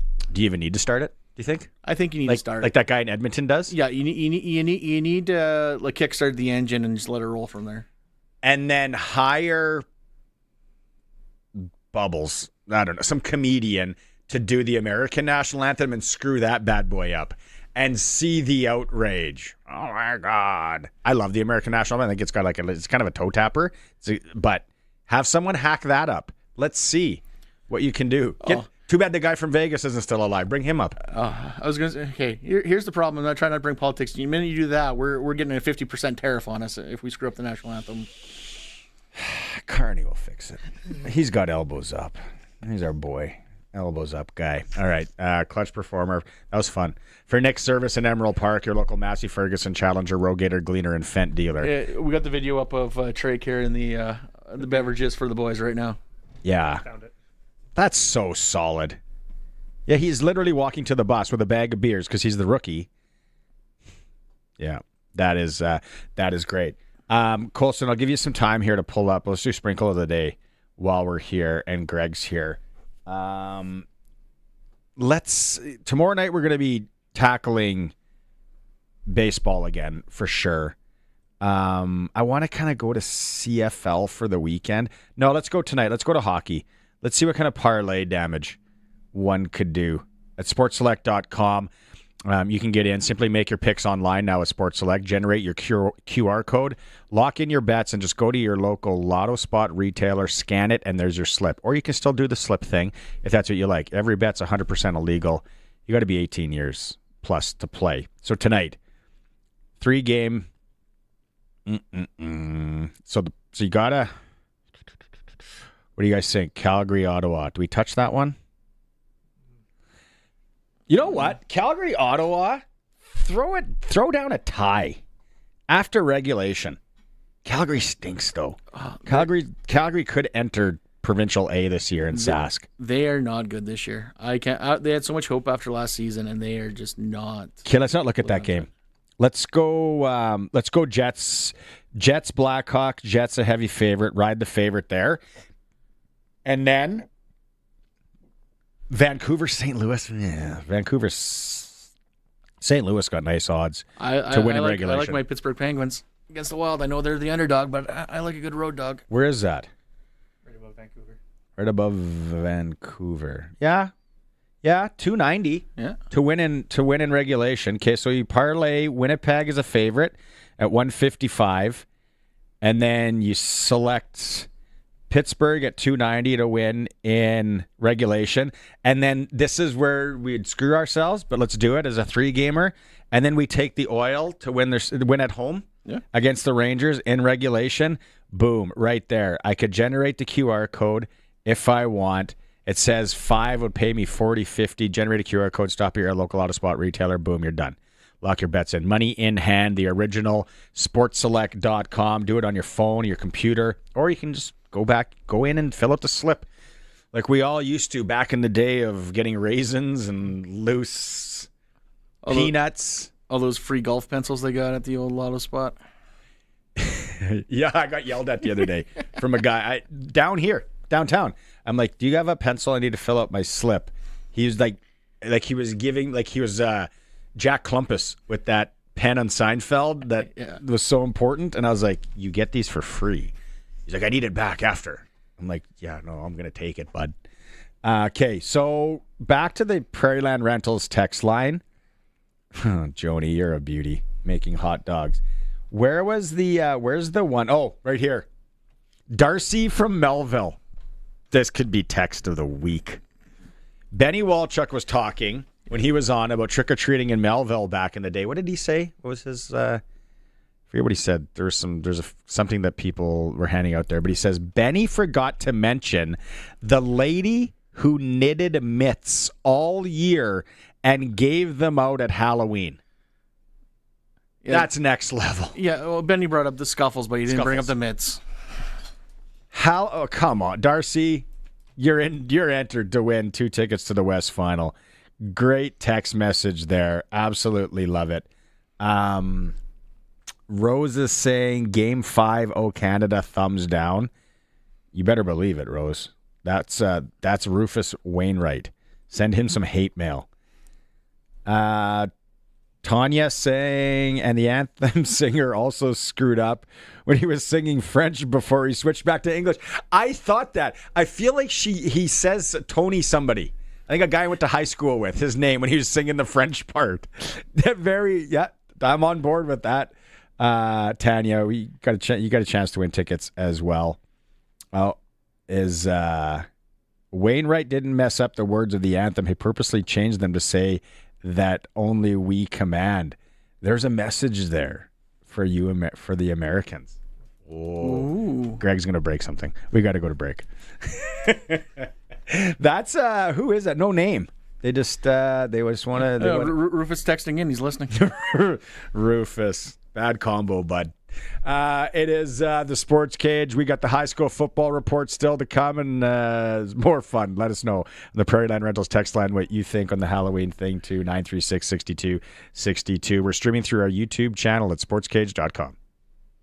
At the cabin or on the farm, Access Rural Internet gives you speed and service you can rely on. Right now, get Access Rural Internet for as low as $69.95 a month for 24 months, including free service calls by our local techs, a free Wi-Fi router, and a strong, reliable signal matched by our strong, reliable customer service. Great service is never far away with Access Rural Internet. Visit myaccess.ca to book your free site survey. If you've got a Steelcraft garage door, you've got a door with parts manufactured and assembled right here in Canada. A door with better insulation and seal, plus a warranty you're probably never going to use. And if you don't have a Steelcraft garage door, you should get one. Don't just hang a door, install a Steelcraft. Turn curb appeal into curb envy. Steelcraft door, Steelcraft door, Steelcraft door. We offer more. Steel-craft.ca. Sask Lotteries has over 50 years of winning behind us. And you know what that means? Lots of winning numbers. Numbers like over 1,200 organizations funded and 12,000 plus groups supported. $6 million given away annually in community grants. And the winningest number of all? $1.4 billion given back to the people of Saskatchewan through sport, culture, and recreation. And we're just getting started. Learn more at sasklotteries.ca. October is Customer Appreciation Month at Extreme Hockey and Umbrella Marketing. It's pretty easy. Just submit your receipt for your corporate or team apparel order, and you can be one of the lucky winners at month end to receive up to $1,000 back towards your purchase. Locally owned, community-oriented, and customer-focused. And of course, don't forget about their price match guarantee. Extreme Hockey and Sport, Umbrella Marketing, 1425 McIntyre Street, and conveniently located in the Cooperator Center. All the farmland and equipment you could need are available at auction this fall with Ritchie Brothers. A wide variety of farmland auctions across Western Canada will begin in earnest in October and run into December to get you ready for the next season. With new parcels of land and equipment continually added to their inventory, make sure to visit their website so you never miss an opportunity. Head over to rbauction.com to get started. Again, that's rbauction.com. Time now for Friday Night Lights, your weekly look at the exciting high school football scene in Saskatchewan. Brought to you by Warren Steinley, Member of Parliament of Regina Louvain, and always on Saskatchewan's side. There's the music. It is the high school football report that we do here on the Sports Cage, that we cover local sports. We love it. It's called Friday Night Lights. It's brought to you by Warren Steinley, MP for Regina Louvain, always on Saskatchewan's side. We are going to start with the Prairie Girls Football League. You got it. It is the league, U18, tackle football, grades 8 to 12. These ladies have been playing hard all season, and we're down to the semifinals. We got Moosomin at Melville. They last played October 5th, It was a high-scoring affair. Moosomin 65-52. So that one goes down in Melville on Saturday. Now Sunday in Yorkton, Southeast, who plays out of Estevan, up against Yorkton. The last time these two teams played, on October 11th, it was Yorkton 68-18. So both semifinals going strong this weekend in the Prairie Girls Football League. Go get them, girls. We're happy to support. Let us know out there, too, right? hi@sportscage.com. Send us an email. Let us know how things are going. All right, we move on to 1A 6-a-side.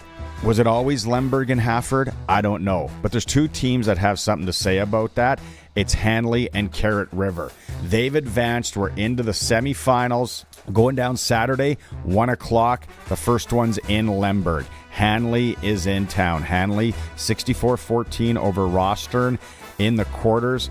Hanley's coming in to take on that potent Lemberg squad. Now the other game is in Carrot River. Hafford put up 99 points in the quarters against LCBI last Friday. Carrot River's going to have their hands full, but Carrot River's coming off putting up 54 on Bigger. It goes down again 1 o'clock Saturday. Those are both of your 1A 6-a-side semifinals. Okay, 2A 6-a-side. Here we are. The semifinals are set. Isn't it fun? It's such a Sasky thing. Couple of towns going at each other, placing a wager, some heckling. That's what's going on in our first one we're going to talk about here. Watrous is home to Rosetown. Now, the car dealership, the mainline Chrysler dealership in Watrous, put out a challenge to the mainline dealerships in Rosetown of the game. The loser is paying the winner's football program 500 beans. Awesome job by the Mainline Automotive Group. It goes down 1 o'clock in Watrous. Watrous is a power. We've been talking about that the whole time. The Wildcats have it buttoned up there. The Royals will be coming in looking for the upset there. The other one, Waka, Clavette. 4:30 on Saturday in Clavette. The Cougars up against the Warriors. I don't know. Clavette 36-18 over Wynyard in the quarter, and Waka had their way with Unity 68-29. I for some reason, I don't know. I feel this one might be a little closer than some expect. 4:30 again in Clavette. Okay, we're going over to 9-a-side now. And the semifinals, these are big hockey rivalry towns here. The first one, 12 o'clock Saturday in Humboldt. It is Humboldt welcoming the Melfort Comets. Melfort last weekend, 36-16 over Moose Jaw Vanier. And it was Humboldt with the largest spread as they dumped Foam Lake 66-6. So I don't know. Should be a very interesting one going down in Humboldt Saturday, 12 o'clock in that semifinal. Then the other one in Melville. Let's go. 12:30 start. If you're going for brunch, end it a little earlier. Head to the field. I actually had a nice bowl of wonton soup in downtown Melville a few years ago. Lumsden's in town. Lumsden kind of ranked number 1-2 with Melfort all year, but Melville, they've been coaching them up this week. Athleticism, let's see it happen. Melville 41-32 over North Battleford Jean Paul II last weekend, and Lumsden was 43-13 on top of Tisdale. Should be a gooder. Will home field advantage matter in Melville? We know Lumsden travels well, right? The last Mountain Brigade will be in town. 12:30 in Melville on Saturday for that semi in 9-a-side. To the 5A 12-a-side semifinals. We got a game in Regina, 1 o'clock on Saturday, Libel Field. Saskatoon's Bishop James Mahoney, the Green Roof School. They're rolling into Regina to take on Johnson. Toss-up, I guess. Johnson dumped Regina Tom back on the 23rd, 49-9, and Bishop James Mahoney. I'm from Saskatoon, right? I've been there a long time. They were never a power in football, but they have been good the last few years. Lots of athletes, parents that were athletes now going to that school. Should be a good one going down at Libel Field in Regina, 1 o'clock on Saturday. The other one is in PA on Saturday. It's PA Carleton. They've been good all year. PA Carleton 41-12 over PA St. Mary's in an all-PA clash last weekend. Head up. Northern Lights Casinos under renovations if you're going up early for this one. Anyone from around Moose Jaw. It's 1 o'clock. Moose Jaw Central. They dumped Swift Current 44-3. I think both of these semifinals, when it comes to 5A, 12-a-side, going to be good games. Okay, when it comes to 6A, we're going to do most of that tomorrow. This is, in the business, we kind of call this a tease. You're going to have to come back because we're going to handicap the Regina City final between Miller and Riffle tomorrow right here on the Sportscage. The Saskatoon final is Holy Cross against Saskatoon St. Joe's, perennial powers in Saskatoon. So tomorrow night, Halloween, 6 p.m., Mosaic Stadium, Regina Miller, Regina Riffle. I think I'm going to be in attendance. I can't miss this, even though I got to hand out candy. But again, we're going to handicap that game tomorrow here on the Sportscage with a high school football insider, let's say. We love doing it. Friday Night Lights, high school football. It's just part of the fabric of this province that we live in. Thanks to Warren Steinley, always on Saskatchewan's side, MP for Regina Louvain for sponsoring it. Warren's been all over it all year. We hope you appreciate it. We hope you like it. We are on the home of local sports in Saskatchewan, 620 CKRM. Every Sunday morning, wake up to country music legends on 620 CKRM. Sunday Morning Classics. Celebrate the legends that paved the way and define the heart and soul of country music. Relive the unforgettable classic hits and the legacy of country's greatest artists. Join us this Sunday and every Sunday as we honor the icons who brought country music to life. It's a journey through the rich history of country music. Sunday Morning Classics for Regina Funeral Home and Cemetery. Sundays at 8 a.m. on the Voice of Saskatchewan, 620 CKRM. Get it hot, get it fast, Western Pizza. Ugh, what do I want for supper? There's a bag of baby carrots, a slice of cheese that looks haunted. Step away from the sad cheese, Dave. What, the fridge? Since when do you talk? Since you've been standing here for 10 minutes whispering pizza or cereal like it's a hostage negotiation. I'll make this simple. Order Western Pizza. You are welcome. Get it hot, get it fast, Western Pizza. Husqvarna wants you to remember when you were a kid, watching Switchback in the nice warm house while your parents were outside shoveling snow. Make it quick, I'm watching Switchback. Well, now that you're the adult and shoveling snow is still a drag, get yourself a Husqvarna snowblower from the local team at Prairieland Rentals. This is no big box store. You deal directly with the owner, who knows Husqvarna, and a guy who would always answer, make it quick, I'm watching Switchback. Prairieland Rental, 600 Albert Street, prairielandrental.com. At Access Communications, we're always looking for ways to give you more for less. So right now, we're offering Access Hyperspeed 350 for just $64.95 a month for 24 months. That's more internet speed for less money. Backed by our incredible customer service, and all for one incredible price. Access Hyperspeed 350, just $64.95 a month for a limited time. Visit myaccess.ca today. The name you know and trust has moved closer to you. Mainline Motors is now only 30 minutes away. The amazing deals and award-winning service is now at your doorstep. Mainline Motors, a proud Saskatchewan name for generations, is here to serve your every need with a huge selection of new and pre-owned with prices that won't be beat. Do your wallet a favor and call Southie Mainline today, 306-726-2060, or check us out online, southie-mainline.ca. Worth the drive every time, guaranteed.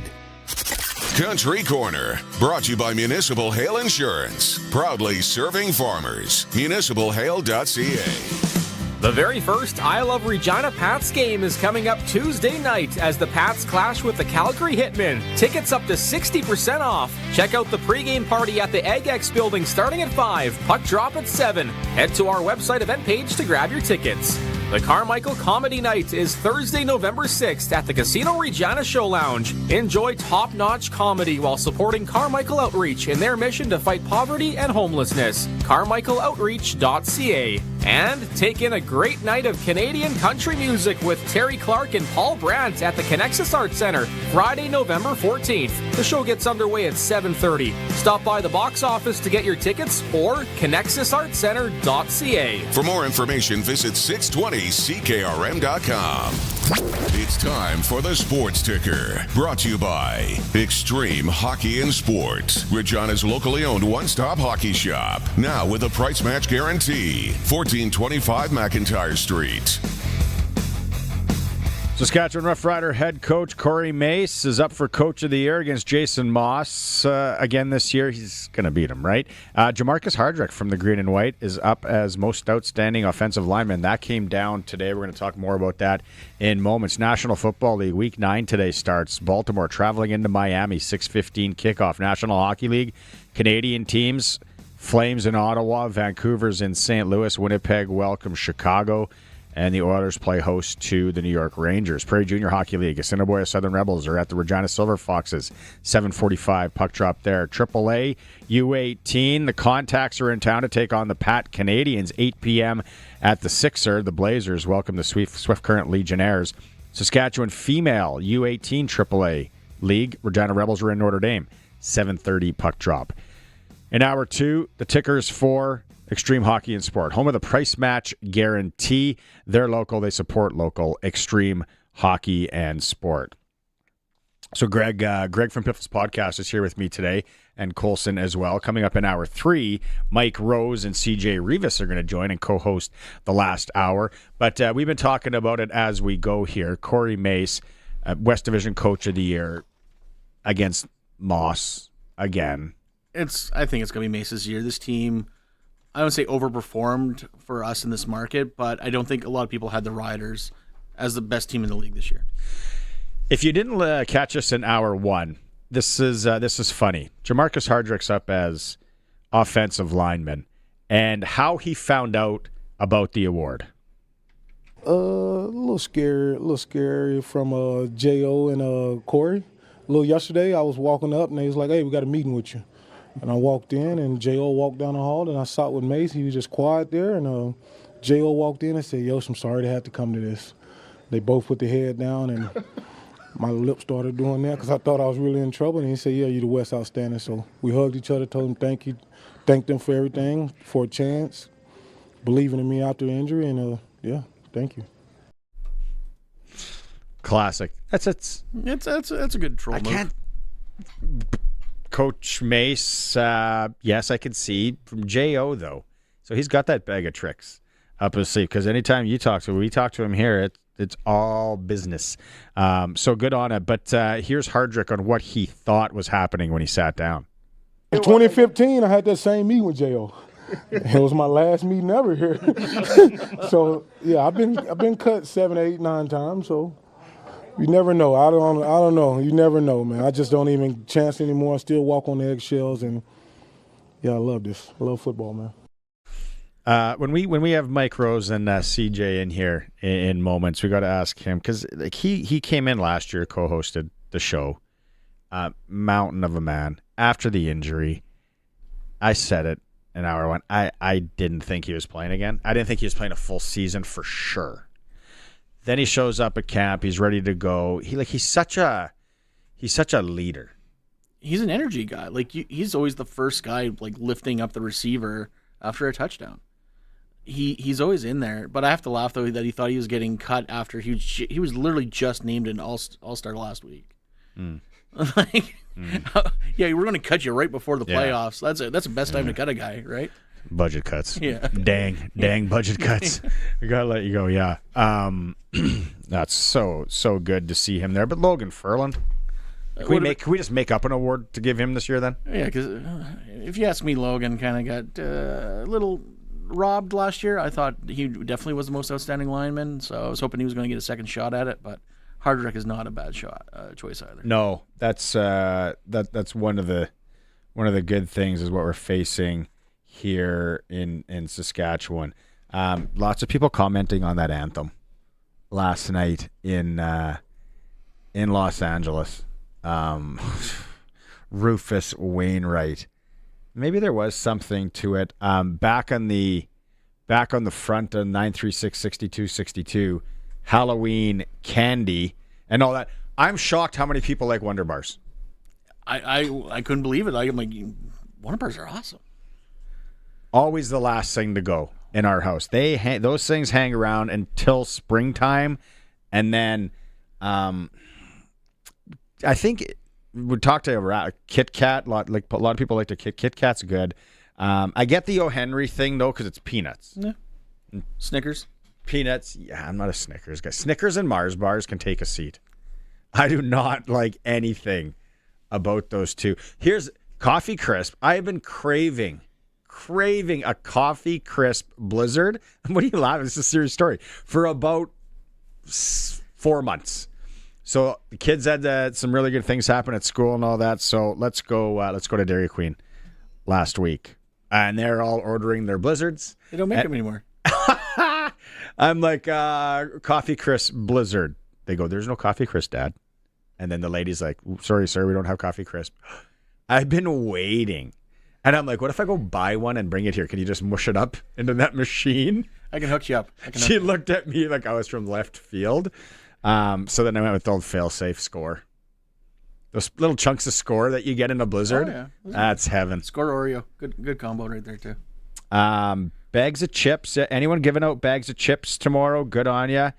See, if you haven't thought of anything yet, and this all stemmed from my wife doing fantastic work and picking up a flat of pop, a flat, maybe 2 flats of Gatorades, and then she bought 2 big boxes of microwave popcorn to give out. And then our kids chirp her. You can't give out popcorn. What do you give out? Don't give out, but don't give out Don't give out the popcorn. Don't be popcorn people. And I'm like, popcorn and a Gatorade, and some people are like spoiled. Kids are spoiled. Oh, yeah. Hot tip. Kids are spoiled. Try and get some of them to walk to school. Do yard work. Yeah, I think. And then somebody messaged, "Are you cooking the popcorn?" No, the bags of microwave popcorn. Come on. Roscoe's saying that Quick Dick on the text line should do the American anthem. That'd be funny. In Toronto tomorrow. We're bigger than that. I'm not, but most of us are. Oh, I'm so petty I could tour with the Heartbreakers, but that's beside the point. Let's have a comedian get up there and perform the American national anthem. Change the words. You want a lounge? What's Goulet? What's Robert Goulet up to? Get him to do a lounge version of it. Good pull, Robert Goulet. Okay, hour 3 of the Sports Cage is coming up. Mike Rose from the Riders, CJ Reavis. They're going to be in to co-host with us. We're going to talk to Glen Suitor. We are streaming through our YouTube channel at sportscage.com, and as always on the home of the Riders, 620 CKRM. We are 620 CKRM, a Harvard media station, broadcasting live from downtown Regina. It's 5 o'clock. Good evening. I'm Corey Atkinson from the sasktoday.ca newsroom with your 620 CKRM news for Echo Sound in Fort Qu'Appelle. Stay connected with a new cell phone from Echo Sound. Call 306-332-6711. Fans of the Saskatchewan Roughriders could soon be allowed to do some pregame drinking and barbecuing in the parking lot outside of Regina's Mosaic Stadium. Premier Scott Moe's government has introduced a bill that would permit tailgating. Roughriders President Craig Reynolds says it would give fans another way to celebrate. Certainly the entire experience is what we're looking for. You know, the sights, the sounds, the smells, allowing people to properly tailgate, whether that's, bringing their barbecues and cooking and listening to music and having a great pregame experience. The province says rules still need to be developed and a permit would be required. Yellow pea producers in Canada are being hit with a new 30% tariff on imports into India. A tariff statement from the Asian country says the levy will take effect starting November 1st and is being imposed to curb cheaper imports of yellow peas to support domestic farmers. China imposed a 100% tariff on Canadian yellow peas in March, believed to be in retaliation for Canada's imposition of tariffs on Chinese electric vehicles. In a letter to federal ministers of agriculture and international trade, Saskatchewan's Ag Minister Daryl Harrison states that India and China accounted for 71% of pea exports. Regina police have charged a 52-year-old man after an impaired driving incident turned violent last night. Officers responded to Saskatchewan Drive and Broad Street at around 7:45 p.m. for a report of an impaired driver. After a short search, police found the vehicle and the driver eventually stopped near Abbott Street. He resisted arrest, spitting on 2 officers and biting another. The suspect faces multiple charges and will appear in Regina Provincial Court on December 3rd. The Saskatchewan Health Authority is launching a new emergency service disruption process in early November to give the public more accurate updates on emergency room availability. SHA Chief Operating Officer Derek Miller said all disruptions, no matter how long, will be posted daily at 4 p.m. on the SHA website. Miller said the change responds to community frustrations and will provide reliable information while teams work to restore services. The SHA says disruptions happen only as a last resort due to staffing shortages or maintenance issues. And students rallied at the Alberta legislature in protest of the province's decision to order striking teachers back to work. Matilda Barron was one of the hundreds who came out to demand better support for public schools. For us, it's not playing hooky. This is like our future that we're talking about.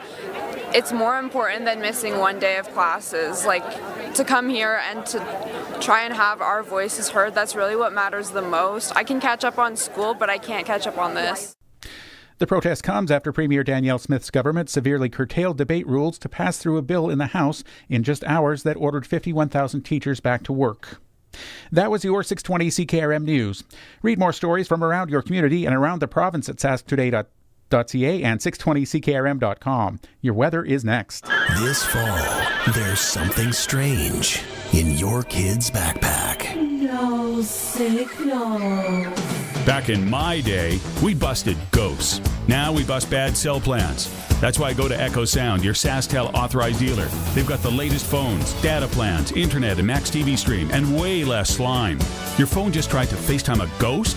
Who are you going to call? Echo Sound, your SaskTel authorized dealer in Fort Qu'Appelle. EchoSound.ca. Brought to you by Line X Regina, Serious Protection Killer Lux, 1865 McCarra Street. Matt's Furniture. Visit mattsfurniture.ca. Low pressure continues to depart into southern Manitoba this evening. A bit of lingering upper-level energy, some leftover moisture means we'll see more cloud than sun tomorrow. Quiet weather into Friday night and Saturday even, although we will see a little bit of cloudiness around as weak weather makers roll by. Back to full sunshine Monday. It will warm up nicely this weekend. Snow showers and flurries end tonight down to -2. North and northwest winds at 20 to 40, diminishing slowly. Chance of precipitation 70% and dropping slowly. Early cloud to partial sun in the afternoon tomorrow with a high near 4. Chance of precipitation 20%. It'll be mainly clear. -4 Friday night, lows near 0. South to southwest winds at 10 to 20. Partly sunny, warm 11 degrees on Saturday. South to southwest winds as high as 20 to 45. Partly sunny on Sunday with a high near 10. Sunshine 9 degrees on Monday. With your 620 CKRM Precision Weather Forecast, I'm meteorologist Russ Merling. For 40 years, the team from Line X Regina has been protecting vehicles across Saskatchewan, and we're changing with the times. 3 generations of our family have protected your vehicles. Our business has evolved, and we're not stopping now. The next generation is here. Same family, same commitment, ready for the next generation of truck beds, rocker panels, trailers, bumpers, and running boards in all kinds of colors. Line X Regina, 1865 McCarra Street, the next generation of protective coatings. He's at it again. Matt's sharpening his pencil to save you money at Matt's Furniture. Now till November 5th, save big on the quality and power you know and love from Maytag and Whirlpool. Get a Maytag 5.5 cubic foot Pet Pro top load washer with 7 cubic foot top load dryer for just $16.99. Or get the Whirlpool 5.5 cubic foot IEC top load washer with removable agitator and 7 cubic foot dryer for just $14.99. Matt's Furniture at Fort Qu'Appelle, Kamsack, Melville, and Foam Lake, or online at mattsfurniture.ca. Broadcasting from Century Studios in downtown Regina, Harvard Media presents The Sportscage, where Saskatchewan comes to talk local sports. Brought to you by Access Communications, trusted in rural Saskatchewan for internet, TV, and home security.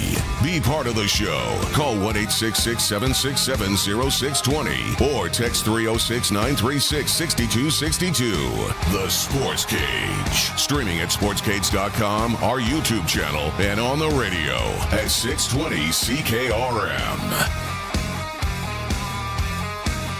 All right, welcome back. People are driving home. It's kind of rainy, kind of flurries in downtown. Regina Sportscage on Thursdays for Access Communications. Greg from Piffles Podcast is with me. Colson's riding shotgun today. Prairieland Rentals text line's been buzzing. 936-6262. People ticked off, pissed about the anthem. All three anthem that were sung in Los Angeles for the World Series. What is going on? Rufus Wainwright last night. There'll be some sort of fine coming our way. What happens tomorrow? And we're talking Halloween tomorrow. And I know a lot of you may be like, oh, what am I going to give away? What do the kids want? Well, what we're finding out is apparently Wonder Bars are a big thing. People like Wonder Bars, starting with Greg. And no one wants popcorn. Popcorn. Some people are backing me on the popcorn. Pop seems to be safe. Any kind of chips, potato or corn. Don't be the person that does something weird. Loose peanuts, toothbrushes, raisins. We had someone give away pencils. The teacher that gave away pencils. Don't do that. The kids get this once a year, right? Go out there, maybe spend an extra $3-4, get them something they want. Greg and I was talking back in the day. People used to give apples. Come on now. Who wants an apple? Who's actually eating that? Or popcorn balls? Don't go through the hassle unless it's in Moosomin at the seniors' home. Those were top notch. Senior home. I'm very curious as to what Glen Suitor will give out on Halloween. He might not be there. Maybe it'll be his wife. And Glen's neighborhood with that bear, with the bears wandering around, you just can't leave. I'm sure don't be the person that leaves treats out in that neighborhood because that's gone. We've teed this up too. We got a couple of co-hosts now that are situated that are in the co-host chairs today. From our Saskatchewan Roughriders to my right, Mike Rose. Welcome to the program. Hello. There it is. And the cheering is coming from one CJ Reavis. There he is. If you're watching the stream, he's right there. Can you name any of those jerseys behind you, CJ? Hold on. That's all right. No. That's all I right. see WHL, though. I see WHL. Yeah, you know. Yeah, I know something about that. Them young hockey Some leagues. nice jerseys, though. I'm not going to lie. Some nice jerseys. Have you guys skated? I have. And? Roller skating, yeah. Not ice? Ice skating's hard, bro. Yeah. Hard on the ankles. Yeah. I tried it on a date. On a date? How'd that go? We're no longer talking. No? That's all right. That's fair. You know who can twirl? You know who can buzz out there a little bit? Coach Mace. No way. He looks like he can. Twinkle Toes? Yeah. Calgary Twinkle days. Toes? His kids are playing. He's, like He's out there. I did see that. He's putting in the work, working on those edges. Watch in the wintertime. He's on the outdoor rink. All right, these guys are going to have fun here for the next hour, and let's bring them in. It's we're going to have a little round table here with our man Glen Suitor. Time now for press coverage with CFL and Saskatchewan Roughrider legend Glen Suitor on the Sportscage. Brought to you by Bronco Plumbing and Heating, where professional service is guaranteed. They'll treat you right. 781-2090. Suits. What's going on? What do you got your jacket on? Were you outside putting out Halloween decorations? What's the plan tomorrow with the Suitor household? Yeah, this is kind of like a sports coat with the hood. I'm trying to be like the young kids, right? No, you're trying to be like Rufus Wainwright last night at the Dodger game who sang the anthem. God. Like, this is... Barney, they're in L.A. I mean, how many talented people live in L.A.? How can they not get someone who can just sing the anthem as it is? Just leave it. Don't... Hey, Beebs, I know he shows up late, but can you just pull us a solid and sing the anthem, please? Anybody. Where's Anne Murray living these days? In some cases, I'd rather have the two guys sitting to your left and right sing the anthem than... Could either of you guys sing the Canadian national anthem? Absolutely. Front to back? I can sing it, not well, but I can sing it. we might have to put you on the spot here in a bit and get that going on. What are you giving away tomorrow? What in that neighborhood with the bears running around? Yeah, you're right though. That was a great point. You cannot put you're a big bowl out on your step or anything, for sure you can't. The bear made another appearance 3 nights ago when it was garbage day, but our street got missed. And because it got missed, there were cans that were left unlocked out there. And that big boy came back and started just smorgasbording it across the whole cul-de-sac in here. And if he knows that there's going to be candy out on the steps, he's going to be back.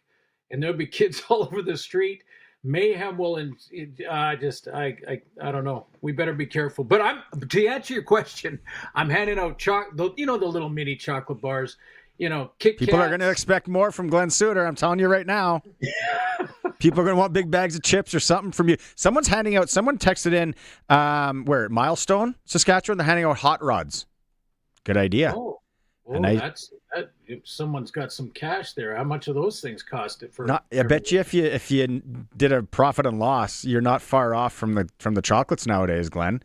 Yeah, that's a good point. So the boys are just watching the video. Do you get the other pictures? The one on his lawn. So Glen's out in near Vancouver. Okay. He's got these bears that wander his neighborhood. Oh no. Yeah, you guys ever been close up to a bear? Absolutely not. No. But I bet Mike's been close to a couple of linemen that are just like a bear. Nah, they're like Billy Goats. they like try to ram you, then you just push them down a little bit. Well, it seems like Jeffrey wants some beef. Jeffrey, what's your problem? Yeah, Jeffrey, I see you down there. What's your beef? Yeah, Jeffrey on the YouTube chat. He's a Stamps fan. I regret nothing. I'm a man. I regret nothing, Jeffrey. What did he say? Attaboy. Glenn, you got a question for either of these fellas here that are in? Well, I want to first ask CJ how he likes playing safety.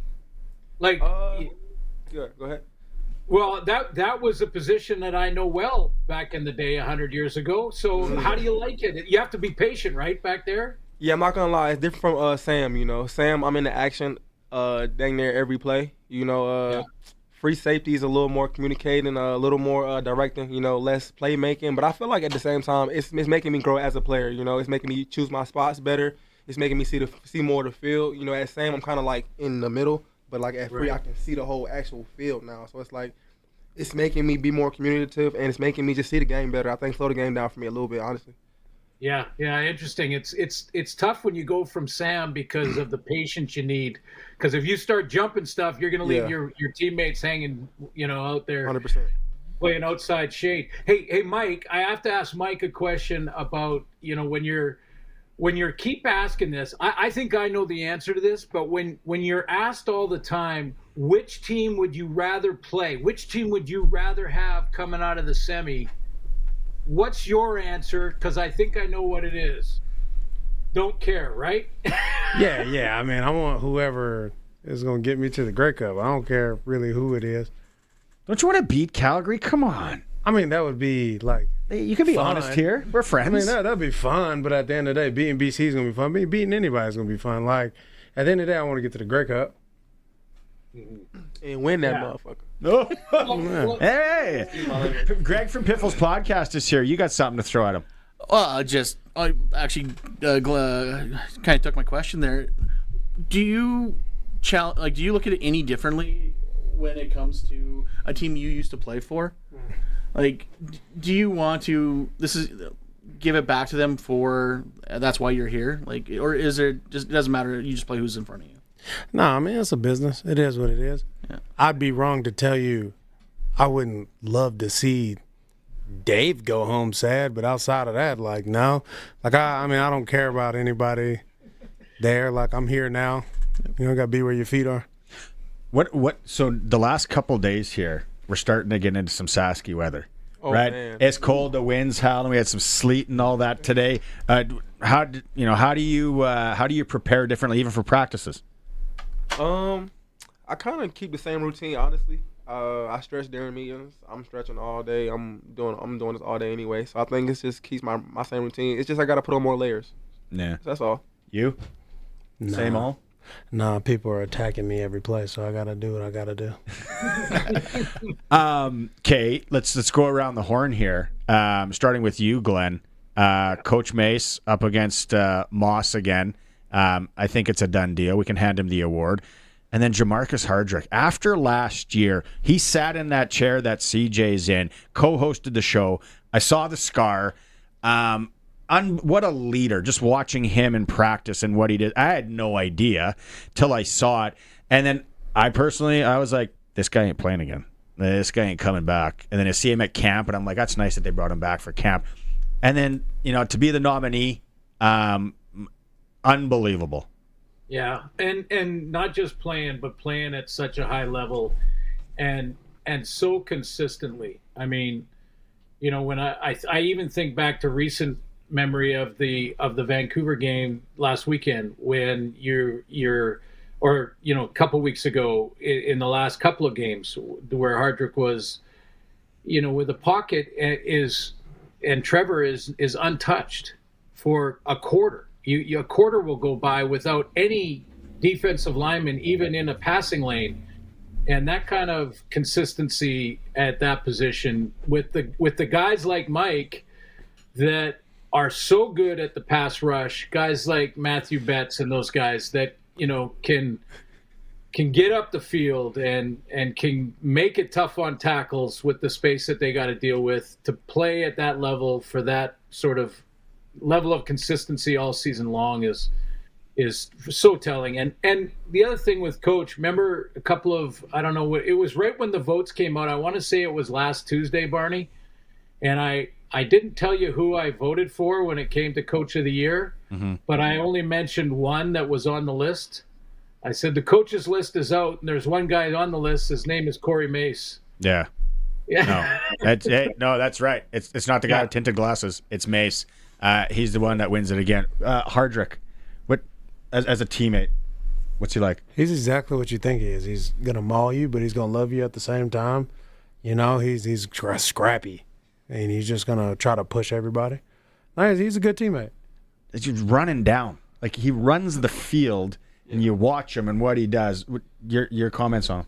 I think he just sets the tone. I think myself as a defender, I feel like that always keeps me on my toes. We go at it, we battle, we talk stuff, but it's like I say, it's also out of love. He's always saying love on each other, love your brother, play for your brother. So it's a big family thing, but it's like hard love though. He's gonna play hard every day. Every day is game day. If you see him, he dressed like it's game day.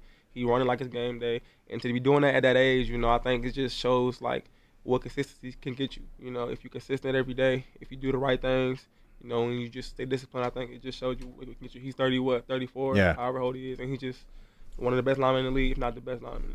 Will you guys be surprised if he doesn't get into coaching after he's done? I'll be surprised. Yeah, he loves football too much. Nah. You don't think so? Nah, man. Yoshi's a very talented man.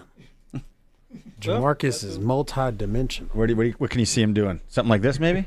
Hosting a show? I can see him doing something like this. Less equipment, less people, just him in a barn in Nebraska just yelling. Yeah. Suits. What are you? Which game are you doing this weekend? I have the West, so I'll be through the West for both. So I'll be in Regina after we play the semi on Saturday. Is this a VA versus Rourke thing coming up, or are we putting too much into that? Well, they've played twice in the regular season. The first game when VA, he admitted after the game that he got in his own head because he made it more about that game against his old teammates than it was about just going out and executing plays. And then they went to Vancouver. So he's kind of been through both, and it was late in the season too. It wasn't like it was early on. So, I think that's kind of behind him as far as that, the two getting back and going head to head against each other, which they don't play against each other.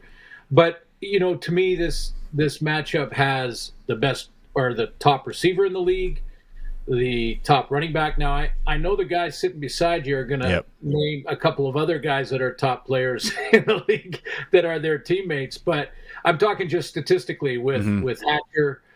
You got Dedrick Mills. You got Alfred. Nate. Alfred. Yeah, Nate.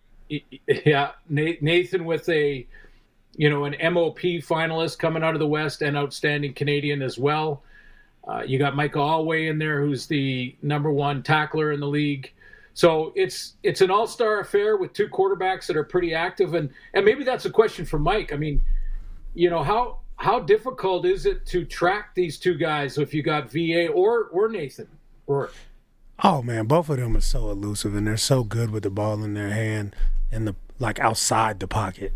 We got to keep them in the pocket, and once they start running around, anything can happen. They're I'll be honest, they're 1A and 1B to me as on the run, throwing deep, really carving you up. They're both really good. CJ, receiving wise on either of those teams going into this game this weekend, if I ask you who's an X factor? Definitely Keon Hatcher. He gets the offense going. Him and McInnes. And I think, honestly, Couture. Couture is a mismatch problem for a lot of people if they use him, So I feel like with him getting him the ball and check down situations with second and long, it's hard to tackle that dude. He's a big human. So, I think just using him, but I think Keon for sure, Keon Hatcher. What do are you guys gonna have a watch thing with the team, or how are you gonna watch the semi? Oh man, I think we're gonna be at the stadium. Mm-hmm. Oh, yeah. Why you coming? No, he's calling the game. He's calling it. I got to work the game. Can I call it with you? Yeah, well, I want to call the Holdens. That's my next question. Are you going to get into? I know you got a lot of playing years left, but are you going to get into this world when you're done? Oh, this is the question I've always wanted. Yeah, Luke Mullender, watch out! Come on, man, get me at the table. Keep everything. Hey, when you get this stream, make sure you keep all the copies of this stuff. Everything you do, whether it's interviews or hosting shows or co-hosting or whatever, try to get a copy of them. Get a copy of them on your hard drive, and then when you do decide to retire, then you take that and you hand it. I'll take it for you, Mike, to one of our guys and drop it off. We just talked to Mike. We just talked to Mike Alway on Zoom from BC, and he said the same thing. So there's going to be a few guys coming around in a couple of years here. Do you got a demo tape you want to throw at Glen, or? Man, I got a demo tape. I can do it. I can do it all, baby. He's got a mixtape. I got a mixtape. The mixtape. Yeah, there you go. I like it. Go get that read, baby. Glenn, we'll let you go for now. We'll continue with these guys. Travel safe this weekend. Looking forward. Very intriguing matchup, and we'll talk to you next week. Sounds good, guys. I'll be listening in. I'm going to listen in for the rest of the show. This is cool. Hey, and good luck in the final to both of you guys. I appreciate you very much. Yes, sir. Thank you. Right on. There's press coverage with Glen Suitor, brought to you by Bronco Plumbing and Heating, where professional service is guaranteed. They're going to treat you right. 781-2090. I'm not sure if we have, I lost a monitor here. I don't know if we have any questions for the fellas, but Prairie Land Rentals text line 936-6262. You got any questions, radio worthy, that we can throw at the fellas? We'll get at them when we come back here. It's the Sports Cage. We're streaming through our YouTube channel at sportscage.com. The Country Music Rewind with Colin Lovequist. How many country songs do you think you can associate with Halloween? Well, I've come up with 25 of them. We'll feature them on Crawford's No Frills Country Music Rewind. The Country Music Rewind with Colin Lovequist. Brought to you by Crawford's No Frills. Saturday afternoons at 4 and Sunday afternoons at 1 on Country's Greatest Hits. 620 CKRM. So, since that little ding on my car last week, I don't know where to take it. I don't even know. That's easy. Take it to Regina Motor Products. Who said that? I did. Down here. I'm Terry the Tire. Regina Motor Products Chevrolet Collision Center and SGI accredited auto body repair is a full-service collision and body shop that works on all makes and models. Just submit your claim to SGI and set an appointment to get your appraisal done. Easy. I bet you're tired after saying all that. South at Highway 1 and 6, Albert Street. RMPChevrolet.com. All the farmland and equipment you could need are available at auction this fall with Ritchie Brothers. A wide variety of farmland auctions across Western Canada will begin in earnest in October and run into December to get you ready for the next season. With new parcels of land and equipment continually added to their inventory, make sure to visit their website so you never miss an opportunity. Head over to rbauction.com to get started. Again, that's rbauction.com. Have you ever tried convincing a 1,000-pound animal to walk half a mile for a drink? Yeah, good luck with that. Cows aren't moving, and frankly, they don't care about your schedule. So instead of turning your pasture into a full-blown cattle negotiation summit, install a Keln solar livestock watering system. You can drop a pump just about anywhere. No grid, no trenching, no drama. So let the cows chill. You move the water. Keln Solar.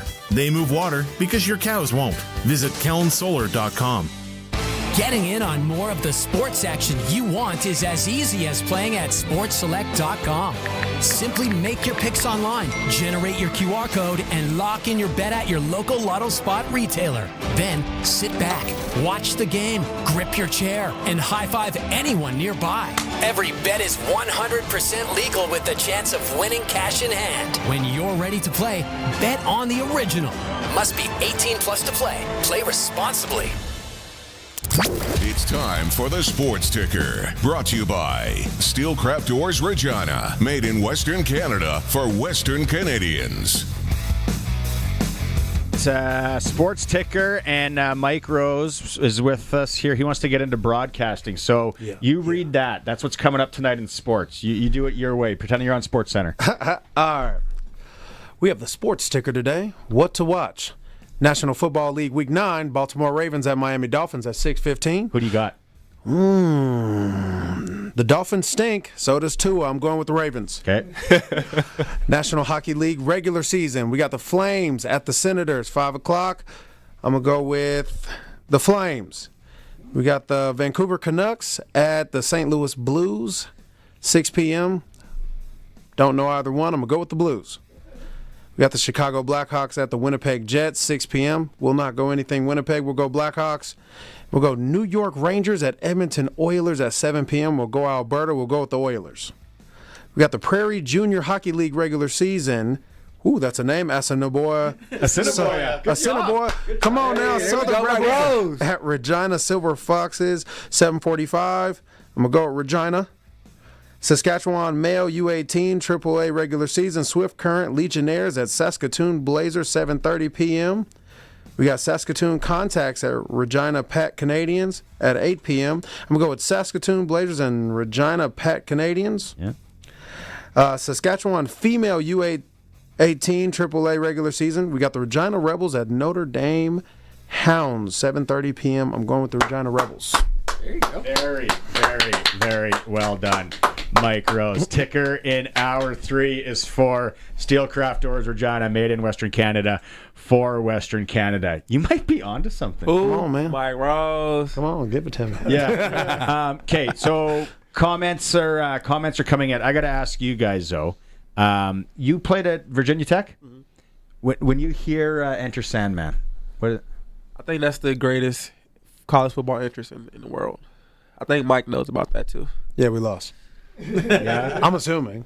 I'm just assuming we lost. No, but to be honest though, it's great, man. I think it's just so much tradition that goes into it, no matter if they're good or bad. To be honest, but right now we're not very good right now. But there's still the same fire. The fans are still crazy. You can still feel it shaking. Like it's crazy. When you watch the video on like a feed, and you're just like, you can feel it. I got a buddy in Roanoke, and he's like, you got to come down. We got to go to this. And I'm just like, if you're a fan of just sports, I think it'll be a great experience. I crossed Tuscaloosa off the list. That Georgia Tuscaloosa game that shootout. Yeah. That if you're a football fan and it's on your, you go to Tuscaloosa. Yeah, I've been check there, out a big Alabama game. Okay. What's a college tradition down there that you love in the States? Oh, okay. I like when Clemson and South Carolina have their annual rivalry game. And usually during the rivalry game, there's always at least like 100 to 200 people that stand outside in like their, what's it called? Like their overalls. Mm-hmm. None of them go to Clemson or South Carolina. They just always have on overalls, and they're always starting fights. And that's just a thing. They're just there for no reason.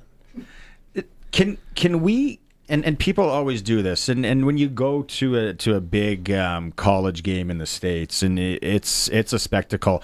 And I guess you can somewhat equate the CFL and what Rider Nation is to it in a way, right? Right.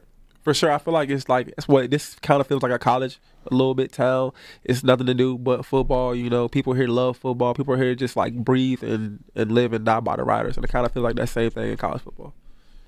No, I mean, for sure. I mean, you know, the Riders have I'll say this, compared to the other CFL teams, the Riders have a really nice stadium, you know, big crowds, you know, like Winnipeg also has a pretty solid foundation. I wish, my goal is for the CFL is one day every team be where the Riders are now in like 5 to 10 years, because I think that would help the game and get more fans in the doors. You don't like that Toronto thing where the turf's different in the end zone and they're doing construction and they're kicking balls into that? They find a way to win, I guess. So. Yeah, well, that's surprising. Well, as a player, like, Lord knows that the fans and the media have talked forever on what's going to make CFL the next level, new rule changes, you name it. As a player, what do you want to see the CFL do to get more fans in?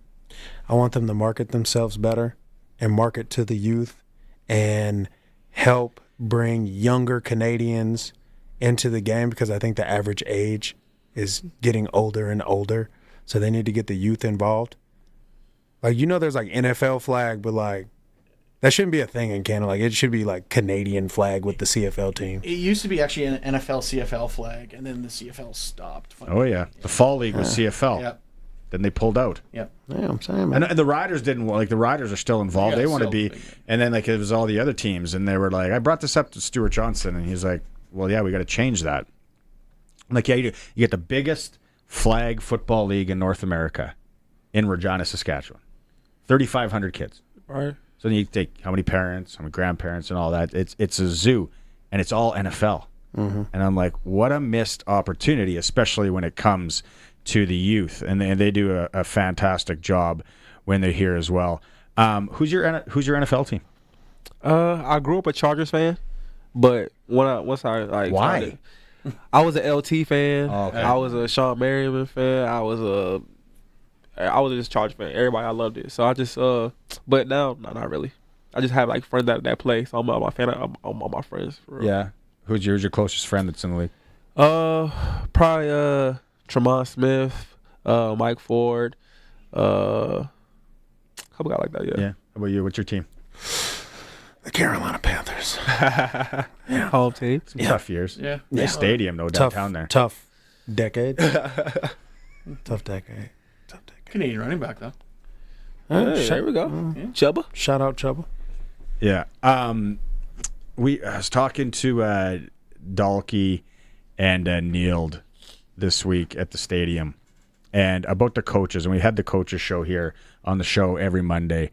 Coaches are coming on. Now, do you guys play? I know some of the guys are big into ping pong, table tennis. You guys into that? Terrible. I play it, but I'm not the best. Okay, so I asked them, like the competitor and a coach, if you're going to do like a two-man game, what coach you picking? Coach Bell. Yeah. For sure. Coach Mace. But Coach Bell, like, what a dude. And he's so stoic, and he's talking, and then you get those eyes going and everything. He's like I don't know, man. He really I'll say coaching wise, bro, he really changed my life as far as like just from like man perspective, like not even just as a player, but as a man. You know, we kick in the off season. We both live in Dallas, so I've seen him in the off season. So I feel like he's just made me a better man. But as a coach, I feel like he's really good at making people believe in themselves. I feel like his thing is coaching. Like, he likes to coach. So like most coaches don't want to coach. They just want you to get it right, or they want to feel like they doing everything. But he really takes pride in coaching. So like messing up to him isn't really a bad thing because he gets to coach. You know what I'm saying? So I feel like that's the best thing about him. He just loves coaching. How about you? What's Mace? Who are you taking? You know what? I'm going with game. Coach Higgs, man. I'm showing Coach Higgs some love. Special teams assistant Coach Higgs, man. Okay, Higgs. Higgs just seems like an overt. Like, I feel like he's the type of guy that like sweats during checkers. Like, he takes it extra serious, and like he'd get upset if he lost. Yeah, I catch that. He's a big Tecmo Bowl guy. That you get what I'm saying? If you still playing Tecmo Bowl, you're the type Wasn't of guy. he a weightlifter too? He's got guns. I don't know. Him and Coach Phil into that. Yeah. And Coach Philip Daniels. Yeah. There's another one. And then we had Coach Lennon on. Okay. The first time I ever saw him at the stadium, I thought, oh, someone brought their son. His helmet. Like, he looks so young. Like, he's a young looking dude. Yeah, but he also does the Madden captures. So that is. Do you know that about him? Yeah, I heard about that. The Madden capture stuff. I'm actually trying to get into that. So, Jalen, don't forget about me. You big Madden guys? You guys play a little Madden? I play Madden for sure. Yeah. Yeah. No, I don't play. What'd you say? Call of Duty. I'm a Call of Duty guy. You know, I'm American. Do you got anything? Not right. Let's go to break anyway. Colson's telling us we got to go to break. We don't. You can read this again when we come back, or you can give it a shot. No, it's done for the day. CJ Reavis and Mike Rose are here with us on the Sports Cage, co-hosting Greg from Piffles Podcast. Colson. 936-6262. We'll get to some of your questions when we come back on the home of the Riders, 620 CKRM. At Access Communications, we're always looking for ways to give you more for less. So right now, we're offering Access Hyperspeed 350 for just $64.95 a month for 24 months. That's more internet speed for less money. Backed by our incredible customer service, and all for one incredible price. Access Hyperspeed 350, just $64.95 a month for a limited time. Visit myaccess.ca today. The name you know and trust has moved closer to you. Mainline Motors is now only 30 minutes away. The amazing deals and award-winning service is now at your doorstep. Mainline Motors, a proud Saskatchewan name for generations, is here to serve your every need with a huge selection of new and pre-owned with prices that won't be beat. Do your wallet a favor and call Saudi Mainline today, 306-726-2060, or check us out online, saudimainline.ca. Worth the drive every time. Guaranteed. Thank you, Rider Nation. The Riders Foundation 50-50 jackpots have been massive this season, and it's all thanks to you. When you buy your 50-50, you're supporting amateur football across the province. It's playoff time, and like the games, the 50-50 gets bigger in the playoffs. Can we get it to $1 million, Rider Nation? Maybe higher. Don't get hit with regret. Buy your 50-50 tickets at riders5050.ca and go Riders. Riders 50-50 is presented by ISC. Lottery license LR250011. Text CKRM 306-936-6262 for Prairie Land Rentals. Renting heaters, skid steers, and most power tools for all those winter jobs. And your official Husqvarna snow thrower dealer. Prairie Land Rentals, 600 Albert Street, where you deal with the owner. Don't miss a minute of Sportscage. Podcasts are posted at sportscage.com. 620 CKRM. Okay, we'll get to a couple of these questions here. Question from Mike from the YouTube chat. Do you see it there? He's on Rourke. He's known for escaping pressure and keeping plays alive. What makes him so tough to bring down?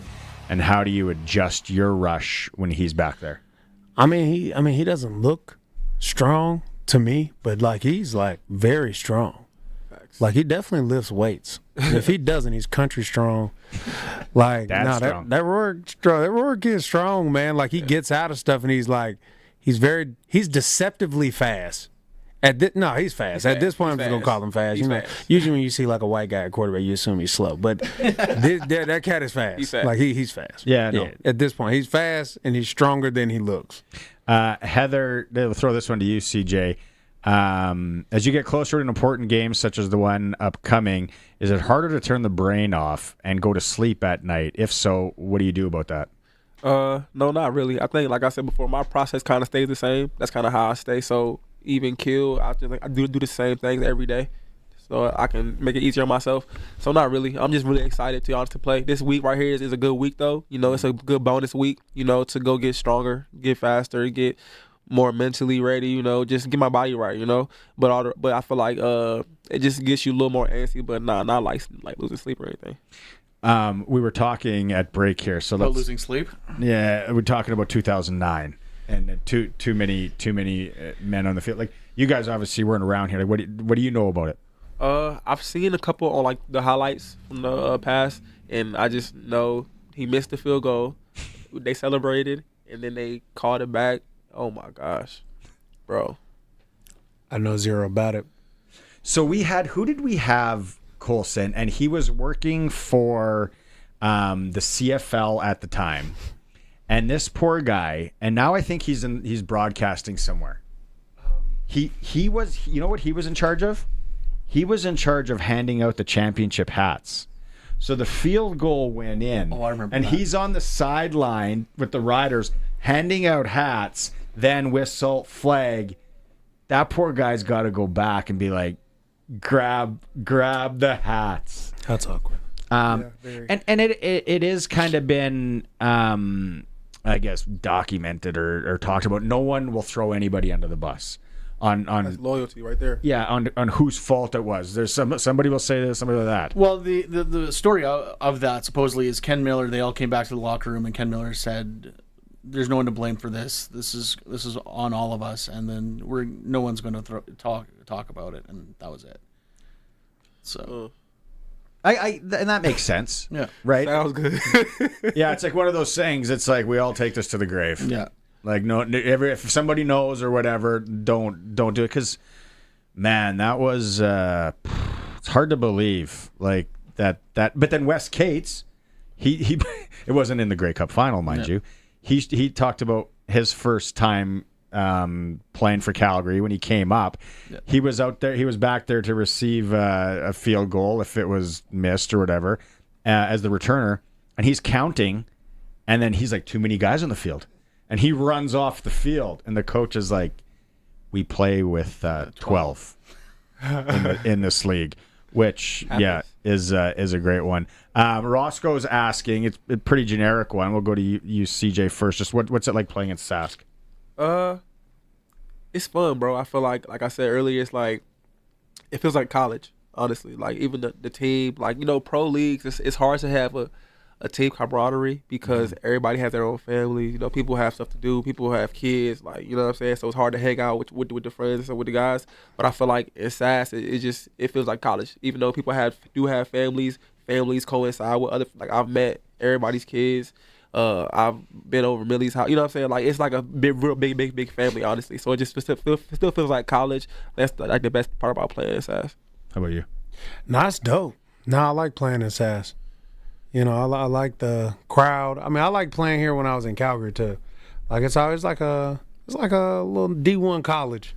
Yeah. You never even look at it. I really enjoy it. What's that McMahon Stadium like? Playing in there. It's beautiful. It's beautiful. I mean, it's a good stadium. You got the backdrop of the college. You got all that, man. I got nothing but love for it. You said that. So you live in right in Dallas? Yeah. Not Fort Worth? I live in Frisco. But you never go to Billy Bob's? Like, get your dance on in nah. Fort Worth or anything? What's the coldest that you've experienced, Sask? Today. Really? No, I don't know. It's been cold. Have you been here in January, February? No, absolutely not. No. You probably. Well, you were in Calgary. Were you in Calgary and it was like real cold? Oh yeah, I played in a few negative 30s. Against Winnipeg, they're running that ball downhill. Big Yoshi's on my back. I've had my fair share. Like Calgary is pretty cold the last few games of the year, and it's actually the playoffs are usually fine. It's that last game of the year sometimes. That's when you get tore up. I feel like you watch and sometimes Green Bay, and then when Minnesota was building their stadium and they had to play in the Gopher Stadium, it gets cold. But like Green Bay, the field's heated. Up here, you guys don't have that luxury. No, absolutely not. And minus 30. Like, if that the one year was it the what Grey Cup was it where it was the day before it was like minus 35. That was the 2013 one. Yeah, 2013. That was here because it was minus 40 the entire week up to it, and then all of a sudden the day of the game was like minus 5. It was like God parted the skies just so the Riders would win. It was awesome. Like minus 40. Like playing crazy. In that, you can't play football in that. Shouldn't be. I mean, you can. You can. Shouldn't be. It's just not going to look like football. Yeah, it's going to look like. Rugby. The ball's deflating, like with the Vanier Cup. Vanier Cup, yeah. In Saskatoon, Laval and the Huskies years ago, the balls were they're running into problems. JW on the YouTube chat here. CJ, both Calgary and BC have different styles. How much does your defensive approach change depending on which one you end up facing? I think Calgary runs the ball more, obviously, so I think that's just what's different about it. I think Calgary's going to stick to the run and make you really stop the run to beat them. I feel like BC doesn't do that. It's more so like run and gun, so I feel like that kind of plays into our favor, but I feel like both does, but I feel like Calgary definitely makes you stop the run first. What's the change on your end? I think that Calgary's a slow grind team. They're going to grind you out with the run game. But then you got BC. BC can score at any time. So it's kind of like dealing with like a 3-point Duke team that could just drop 10, 15 at any time, or a team that's going to triple option you to death, basically. So yeah, it's just a slow grind versus like lightning. Yeah, I'm just enjoying listening to these guys. That's all. No, it's we talked about the East, and I can't remember which one. And we were in break, and it was one of you was like, it's Montreal and Sask, and yeah, me. Oh. Yeah, I'm sticking with it. Why do I want the Winnipeg somehow, some way finding their way in. Luke Mullender said like there is murders. Bad things are going to happen to the team that has to go play out there, which now we know it's Winnipeg. And so you Hamilton, Montreal, let's say it's Hamilton, Montreal. You're thinking Montreal's rolling? I'm liking Montreal right now. They look real good on offense, defense, special teams. They also have the great Isaac Berglund. Now Hamilton does have the great Julian Hauser. I play with both. All I'm saying is that I believe Montreal is the best team in the East, and I'll stand by it. What do you got comments on that? Don't you want to beat Winnipeg in their own barn? Wouldn't that be kind of fun, kind of weird, and the whole same? I mean, yeah, it will be I guess cinematic, or I guess because we lost to them last year in the West Final there, all that kind of stuff. But I feel like I don't really care who we play, to be honest. What Sask? You played in Calgary and all of that, but what city do you in the CFL do you like going into and playing the most? Vancouver. Really? Why? I love Vancouver. I just feel like it's so nice. Like it feels like New York, but it's cleaner. You have. Have you been to Hastings? I was gonna say. Well, downtown. Downtown Vancouver, where we stay at. I feel like it's beautiful. The water's right there, and the mountains. You got downtown city. I feel like you just get a little bit of everything in Vancouver. So I feel like I like Vancouver. Favorite road city? It's not gonna be what everybody else's is. Mine's is Edmonton. Really? Disgusted. Because I play well against Edmonton. You put them out there, I'm gonna knock them down. I like playing. I like going where I'm gonna play very well. I would have had Montreal on the card. Yeah, they can get it too, but yeah. Yeah. Well, it seems just like the Horns. I don't even know what they had them this year. They didn't. But playing in Montreal. I like playing in Montreal. Honestly, they have a really nice stadium. I like the backdrop. The older, yeah. That looks crazy. Like that honestly fires to me. The mill. Yeah, that's fires to me. But they talk about that the Hamilton Stadium being weird, especially for kickers. Like the wind in Hamilton. Do you guys feel that at all? No. Not you really. gotta ask Brett. I don't know. Yeah. I've never kicked once. Back in the day? Oh, I have one punt. Yeah. I do have a punt in high school. How far to go? Needed to. What? Let's talk about that. Going back, younger days, high school, all of that. Both sides of the ball. Did you play? Oh yeah, I played at a little small school in South Carolina. Well, I mean, if somebody throws an interception, we just step on the other side of the ball. All 11. Yeah. So what were you playing on? On the offense, either tight end, and then we had like triple option quarterback stuff, or I'd be the A-back, so that stuff, and then on defense. Outside linebacker, DN. Yeah. What about you back in high school? I play receiver, and then DB, normal stuff. Yeah. Yeah. No kicking for you. No sir. Yeah. It's a tough gig to be the kicker. Isn't Kicking it? is not easy, bro. Not at all. Yeah. I mean, and you got the elements working into things now, like today, for instance. Yeah, it's tough. Like who wants to kick anything in a day like today, and then it swirls down there in the bowl. And it's Lawther's got his he's had his issues this year. Hopefully he turned it around. He's got another week to get things going. CJ Reavis and Mike Rose are here with us on the Sports Cage today. I don't know. Can't read that question. So we'll keep it going. We'll take a quick break. We'll come back. It's the Sports Cage on the home of the Riders, 620 CKRM. Hey, farmers and ranchers, do you want the next generation to know and care more about agriculture? Donate to the Acres for Education campaign by Agriculture in the Classroom Saskatchewan to help get students out of the classroom to experience agriculture. This year, every dollar donated will be matched up to $25,000 thanks to JGL, so your gift will make twice the difference. Donate at aitc.sk.ca/Acres for Education.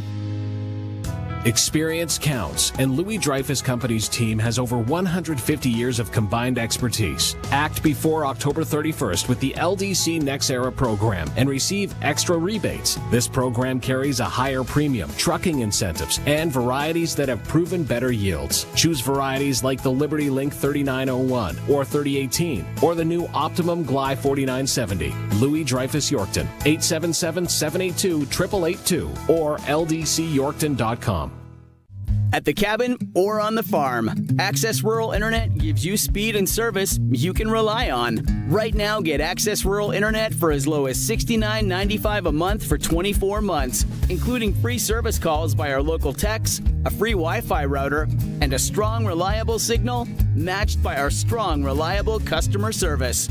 Great service is never far away with Access Rural Internet. Visit myaccess.ca to book your free site survey. Fall means pumpkin spice, falling leaves, and slippery roads.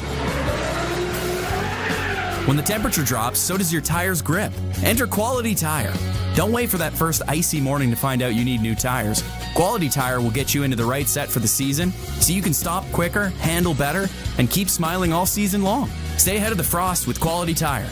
Trusted for the road ahead, with 9 locations across Saskatchewan. QualityTire.ca. The name you know and trust has moved closer to you. Mainline Motors is now only 30 minutes away. The amazing deals and award-winning service is now at your doorstep. Mainline Motors, a proud Saskatchewan name for generations, is here to serve your every need with a huge selection of new and pre-owned with prices that won't be beat. Do your wallet a favor and call Southie Mainline today, 306-726-2060, or check us out online, southie-mainline.ca. Worth the drive every time, guaranteed. This is Sports Cage. Be part of the show. Call 936-6262 or toll free 1-866-767-0620. 620 CKRM.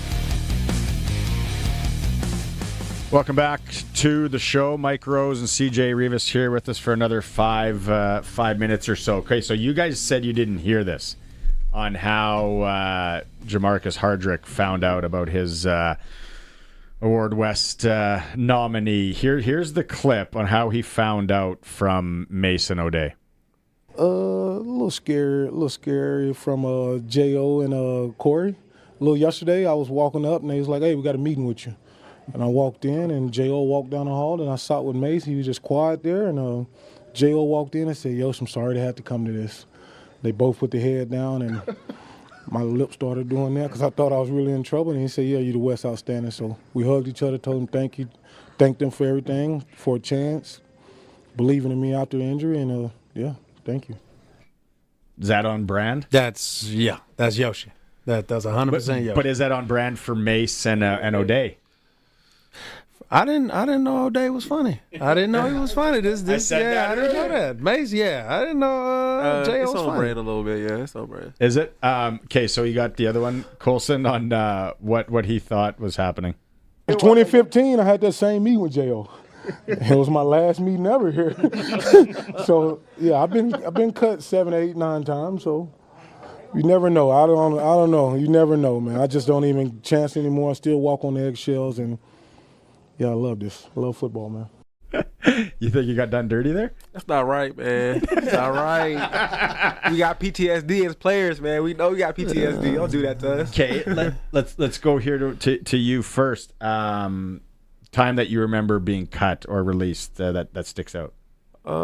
Obviously the first time you get cut in the league, in NFL. But I feel like even my first year in SAS, my rookie year, for those who don't know, I tore my Achilles like the last preseason game after they said I made the team. So I got cut, and I was like, wait, what?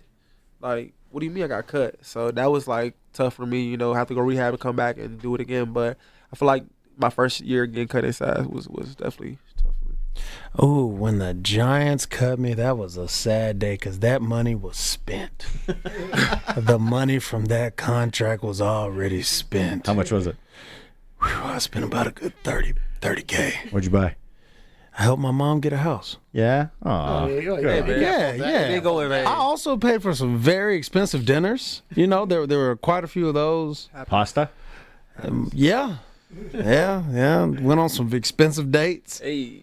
Yeah? Yeah, I was having a good time. I thought I was a lot. How does it go down? What do they say? Do they say, like, we need to talk to you, bring your book? Or what? Oh, no. They, so the locker room's, like, usually clear, and, like, 20 people in the locker next to me had been cut. So I was like, I'm still here. I'm still fighting. And then, the security guard came to get me, and I was like, I haven't talked to you ever, so I'm assuming this is the moment. I was like, all right, cool. This is it. He was like, yeah, man, they don't tell me anything. I said, all right, so this is it for me. And then, yeah, man, it was like, man, we really enjoyed it. It was a good time. I was like, it's all good. It was real. It was fun. It wasn't real fun. Mom still have the house? Oh, yeah. Yeah. We're still working, man. That's good. That's good. I got a job right after that. Doing what? Oh, see, now you're about to hurt my heart. See, I went to work at this place called XL Sports World in Raleigh, North Carolina. It's like a soccer facility, and then we ended up getting a football program. I was out there coaching youth soccer. Yeah? And youth football. Yeah. And youth basketball. And sometimes toddler baseball. Yep. Man of the people. This sounds like a premise of a Disney movie. Oh, yeah, I was grinding. That's good, though. That's what it's all about. 8 to 8. Is that, can we call it, is that the worst job you ever had? Oh, no. The worst job I had was actually in high school. Was what? The worst job I had was in high school. Doing what? So, in high school, I worked a plethora of jobs, but I worked at this place called Monkey Joe's. It's like Chuck E. Cheese on steroids. I've heard of it.